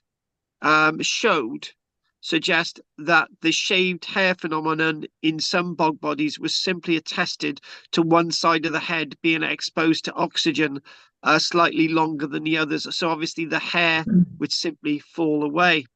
Now, what they did a very intense scan. And actually, when you think about it, even though the body was exposed and wasn't handed to the authorities until 2 weeks later, it's still relatively well preserved. And the one thing, when they're displaying it in the museum, right, they've actually covered the body up. You can only see this top part of the body, right? They've actually covered the rest of the body up, which I think is the 16-year-old girl. That's great respect that the reason why they've done that. So you can actually only see the top part of her body, which is great. I feel that that's really nice. I like that tender approach. So if we look at the this here, which is our wonderful scan Scans have shown that she suffered from scoliosis of the spine. Now, I've actually got scoliosis, a little bit of scoliosis, I'm told by my doctor. And scoliosis of the spine is the same thing that Richard III had as well. She stood at 4'6". Now, that's actually probably it says it's comparatively small for a 16-year-old girl, but I'm not exactly sure about that.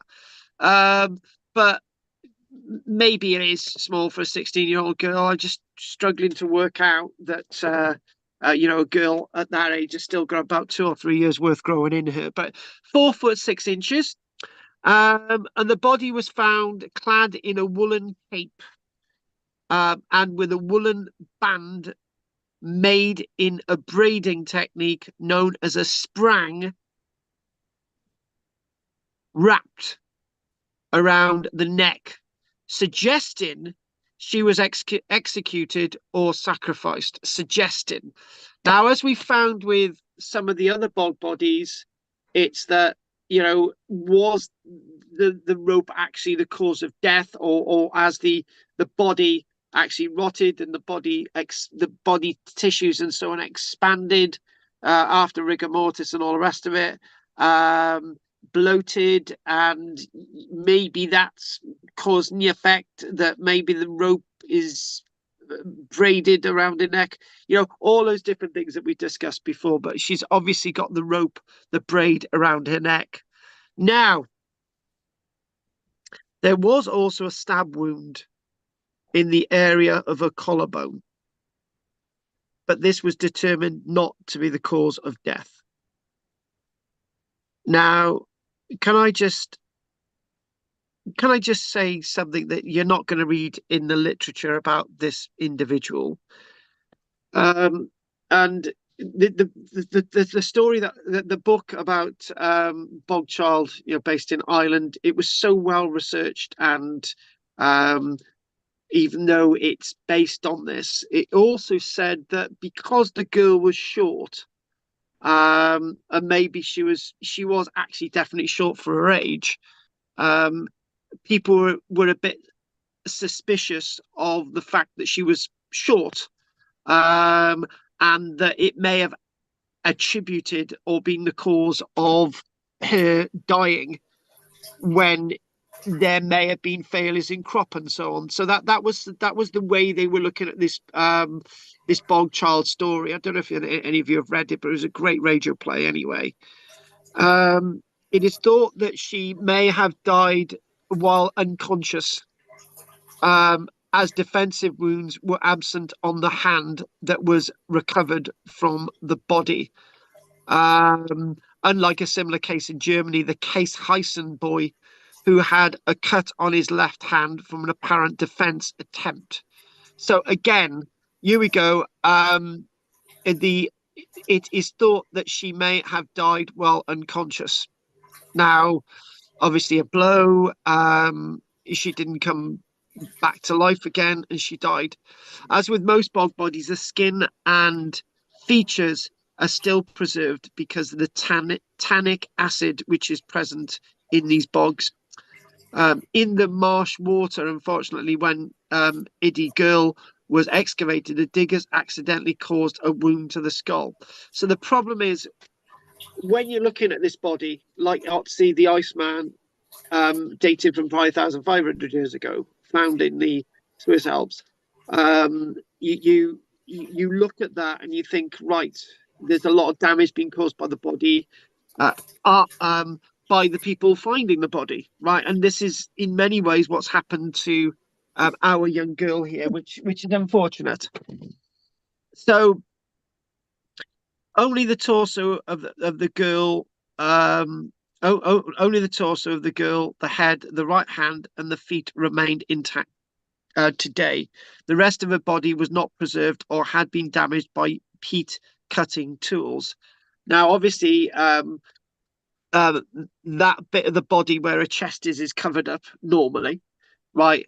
And obviously, a foot and you know other bits of the body that have survived are actually covered up. As I said, that's really respectful, I think. And when we feel and look at something like this, it's going into trying to understand the causes of death and the tragedy of the girl's life.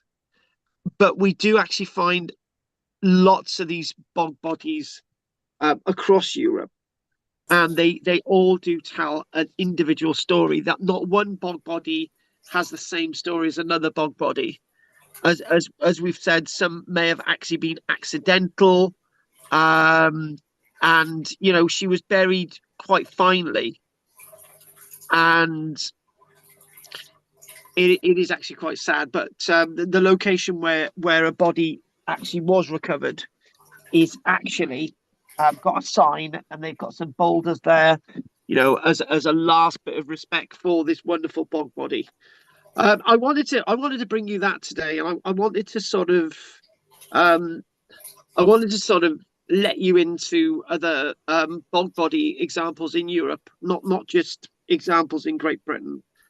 And I just wanted to put this in just, you know, before we finish today, and actually give you something else as well, right?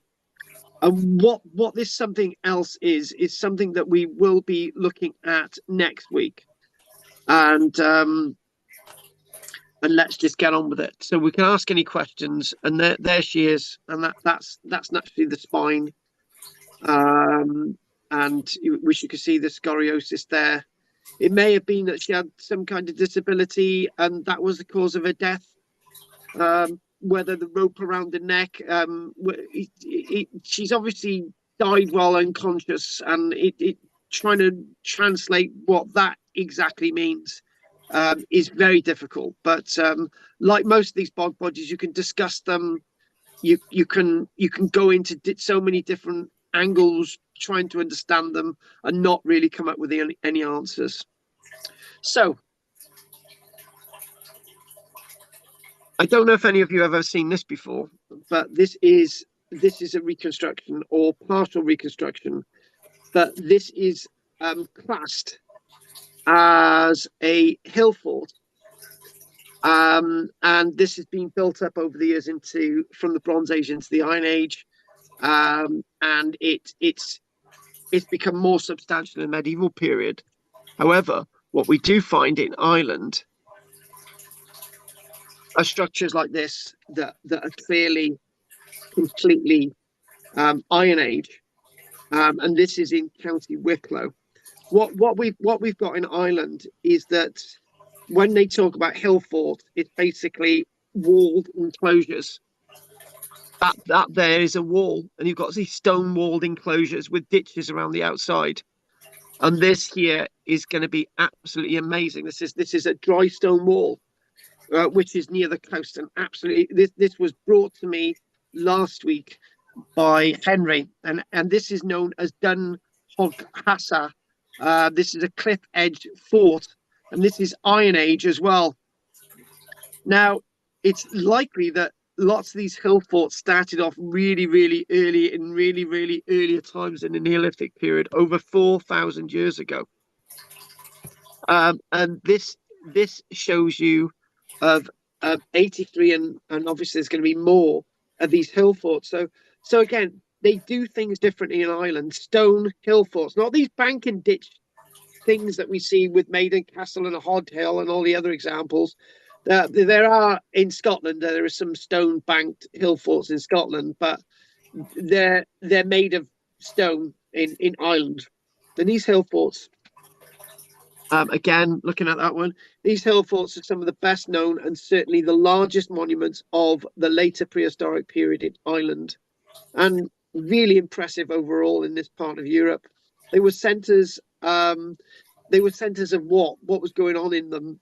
Obviously, visual expressions of power, and that might tie in with what we said. This sort of tribal landscape. Their immense size testifies to the significance these central places held in economic, political, and ideological terms from Bronze Age into Iron Age societies. And these hill forts themselves are usually located at the summit of a ridge, on a hill, on a cliff edge. They're prominent. They're defined by large earthen banks or stone walls. And when I was looking at this example on the cliff, this reminded me of something like Great Zimbabwe. Obviously, the Great Zimbabwe site from the 1500s. And you're thinking these are all dry stone walls, 3, 4, 5, 6, 7, 8 meter tall dry stone walls. So defined definitely by stone. Very, very impressive things that I wanted to have a chat to you about next week. And in Ireland, they've been developing these type of sites for many, many generations, and they call them hill forts. They're stone forts more than anything. And it would be interesting to think of what the Romans would have said about these sites, and how these sites would have played out in the sense of the Roman world, to be able to see something like this. And also when I was looking at the Irish stuff today, I just thought, did they actually produce any coins in Ireland, right?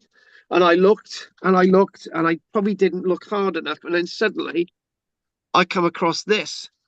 Why have no Celtic coins ever been found in Ireland? Okay, Iron Age coins been found in Ireland.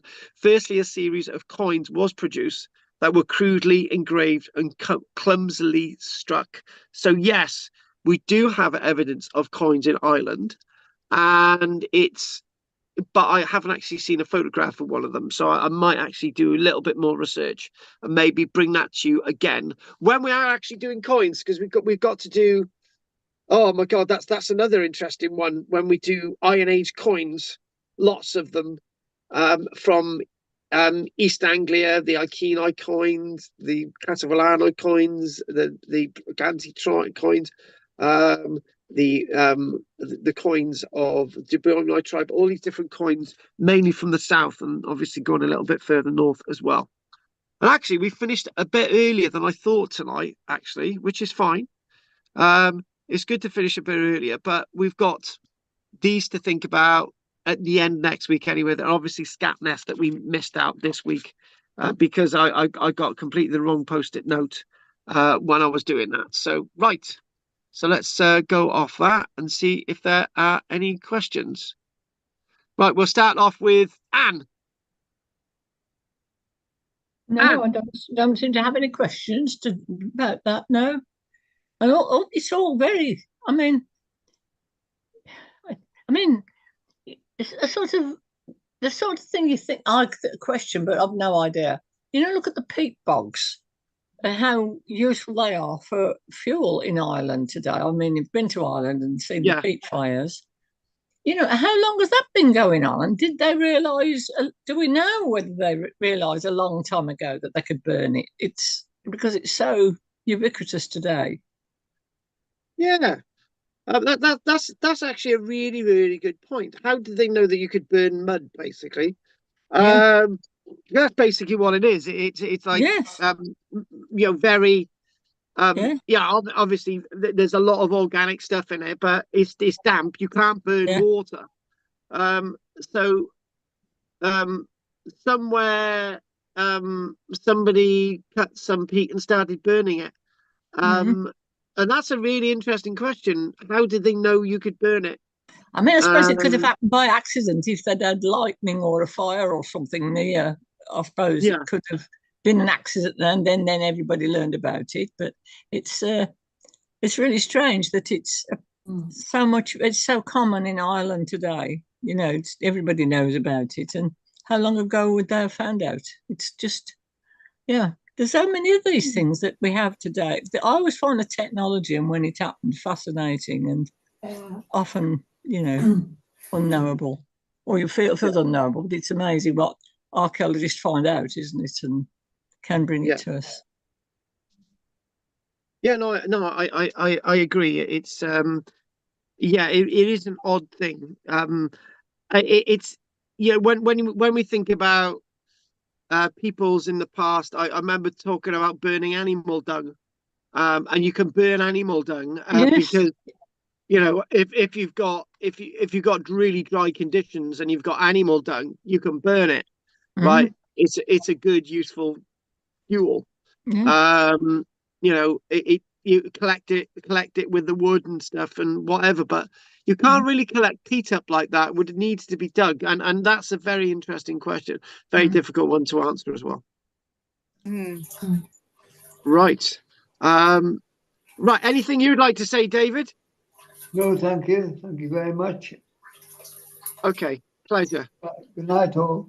Oh, you're leaving us now. Okay, no, Bye, David. David. See you next week, David. Night, God bless. No, David. God bless. See you next week. No. Good old Dave. He was going to give me money for the turkey. I wouldn't be able to sell baldrick. I'm not going to sell baldrick. Does that mean to indicate David's got a massive oven? He invite you all over for Christmas dinner. That'd be nice. Long way to go, Ruth. You'd have to walk it. It'd take you 30 days. Right. Okay then. Roger. No, fine. Thanks very much, Carl. Eye openers. Good. Right. Who's next? Judith. Who? Judith Iscariot. Oh, I'm just thinking, do all these bog bodies have red hair, or is it just I don't know. Is it the peat that's changing the colour? Well, that is also one of the other things. Obviously, it can turn your hair red. Yeah, you are right. That has come up once or twice. It's just there probably would have been more. There would have been more people with red hair around back then. You know, they wouldn't have all been witches like Margaret. You know, so there would have been a lot more of them. But we don't know. It could. We did actually come across that because the Conoclave and the old Croggan ones in Ireland actually had red hair. But then again, that's in Ireland where lots of people have got red hair. So it's really difficult. One of one and two of another. It's difficult to say. Okay, all right, thank you. Good. Talking about witches, Margaret. going off piste a bit. Oh, let's do a bit off piste. We've done a bit of off piste tonight. Go on. You know, you just commented about the hill fort in Ireland, and you were saying, what would the Romans have thought if they'd seen that? Yes. Were they contemporary with when the Colosseum was built? Is it the same? Yeah, no. Well, the Colosseum's being built. What is it, by Titus in AD 78 or something like that? Was it Tiberius? So after the invasion of Britain. Not Titus. I can't get the name right. But I'll have to look that one up. Right, beginning with a T. Right, no, they are earlier. They're earlier than when the Colosseum was built. Yeah. Oh, what you're saying, were the Romans influenced by these? But obviously not. But yeah, they are around these things. I'm just looking at the Colosseum, 78 or something. Colosseum, Rome. Here we go. Colosseum was built by Dave. Right. Oh my God. Oh yeah, I did say Titus. Yes. Oh, I said right. 78, 79. Sorry, I got a year out. Burn me to the stake. But it was actually started under Emperor Vespasian, but completed by his heir Titus in between 79 and 81. Right, so there you go. Yeah. Norman set up with a keep inside. Yeah. It's very interesting, and obviously, building these defensive things so early. They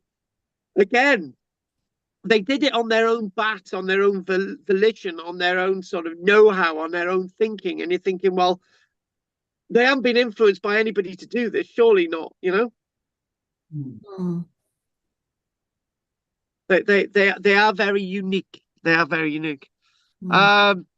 So we've done Ruth, have we? Who? Ruth. No. Oh, right, bug bodies, right? Yeah. My theory on a bug body is people who fall over. What? With Well, they have. There are examples where they found that they've got bog bodies that or in war or whatever they're doing, getting the crops or whatever, and they just fall over and fall into the bog. Yes, there are one or two examples of people that we think did actually fall over in the bog. But obviously, with this person, she does have a noose around her neck. So, but then again, it might not. It might have been a bag or something. No, a lot of them have had those. They've been strangled. Yeah. It must have been a ritualistic thing or a sacrificial thing. Yeah. But there are examples. And a stab wound as well. Yeah. Oh, lass. Amazing, I do. Girl, there are examples of people have just fallen into these bogs. So, do people do that now? Because with Geostama, yeah. What's that? Do people still fall in bogs now? To drink. Well, they might do. They might do. We don't know. They get stuck in the mud, Margaret. So. Oh yeah, in the quicksand. Yeah. Exactly. Yeah. As I say, out of all the bog bodies that we found across Europe, there are probably you got 2,000 of them. There are probably about 100 odd that have just been found in a bog that have just wandered in there. There are examples. Yeah, we do have that, Ruth. There are examples. Yeah. Would they be difficult to get out of if you did fall in? Yeah, that's what I mean. Yeah, they would be. And that's the thing. You should never when you've got a trackway going across a bog, you should never follow will-o'-the-wisp, because you'll end up in the bog and you'll get lost forever. I got to tell you this story again quickly before we go on to Andy's last thing. Well, I used to live in Bombleston, right? And I used to take my 3 children for a walk at night, right? And they were gobby little buggers. And I had the one on my shoulder, and I used to have the two. And I used to say, right, you see all those lights there? If you don't stop talking, right, when we go around the corner, all the lights will go out because they're all fairy folk, right? And it'll mean that if you keep talking, they will drag you into those trees and they will turn you into stone, right? Weirdly enough, I knew full well when you go around the corner, the lights would all disappear, right? And you can imagine they were absolutely petrified, and they would both of them start crying and run over to their mum. I should think she was cross with you, weren't you? Weren't your wife cross with you for frightening the kids? I think she was. You should put them to bed crying. My children always remember that, strangely enough. And somebody said I should have been reported to social services for that as well. Have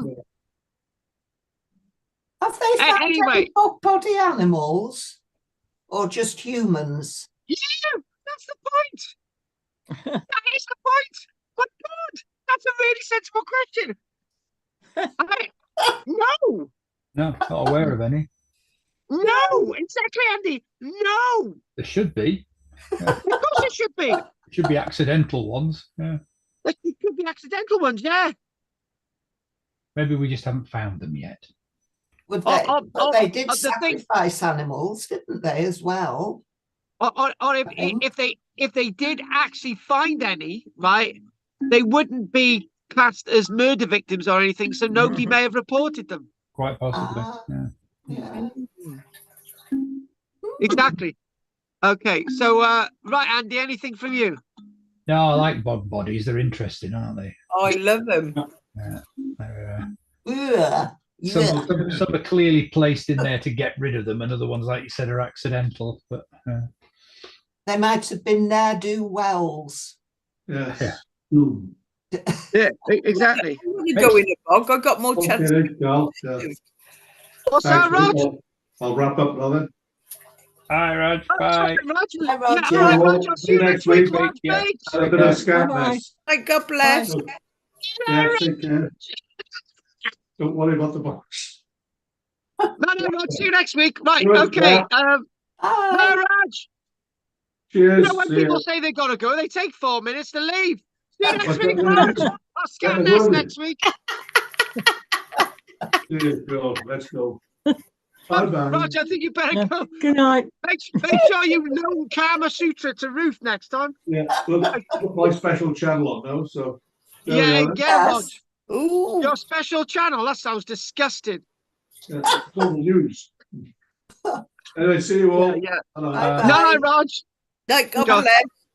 Hang on. Is it me or is he wants us to say good night to him 12 times? David's the same.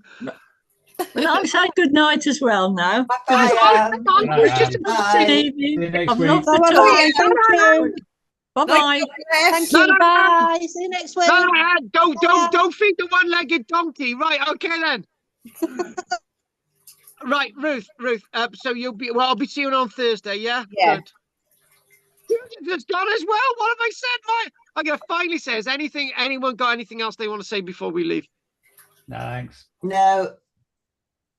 All right, then we'll call it a night now, and I will see you all next Tuesday. And thanks for that, guys. And do you know what? We finished 2 minutes before 10 for the first time in ages. Wow. Is it the same place as last year? Yes. Right. That's okay. At 2 o'clock, Ruth. Okay. Yeah. St. Barrack's Chapel, Barry Island, on Yeah, that's on fine. on Thursday. Who was Brilliant. Barry? Who was Barry? St. Barrack. Well, basically, it's St. Oh. Barrack is. Yeah, St. Barrack is a bit of a family name that's associated with Okay. Geraldus Cambrensis, who was a historian chronicler, Oh. who went off with Bishop Baldwin to the Crusades in 1188. But he's just this guy, and that's one of the De Barrys, and we got the Barry De Barrys. So yeah, we're going to. Oh, But God. there's St. Barrack's Chapel, Yeah. which it's all a weird thing. Anyway, it's basically a St. Barrack's Chapel, which is probably a Norman saint, which is based on a native saint. But I'll be telling everybody about that on Thursday. Very good. I thought you were just going to say it was Barry Jones that lived there a few hundred years ago or something. Well, the rugby player. Bariatric.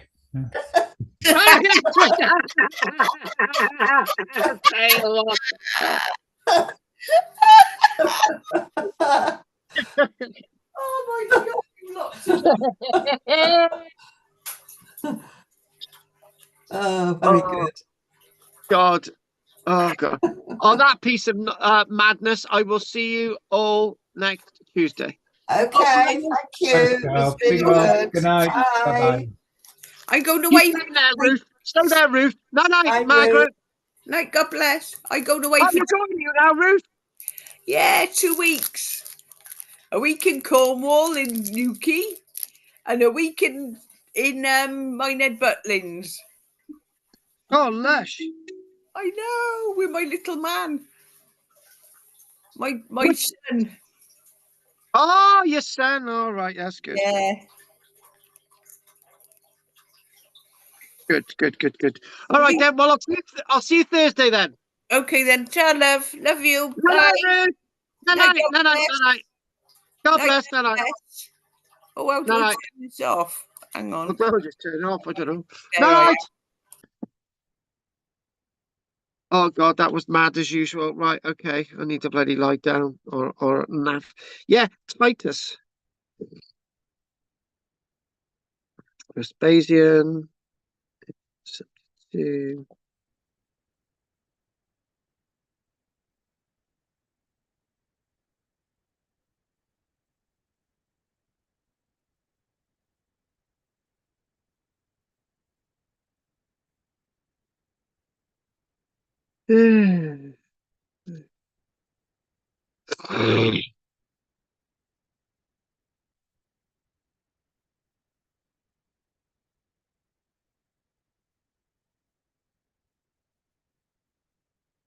Brick face concrete.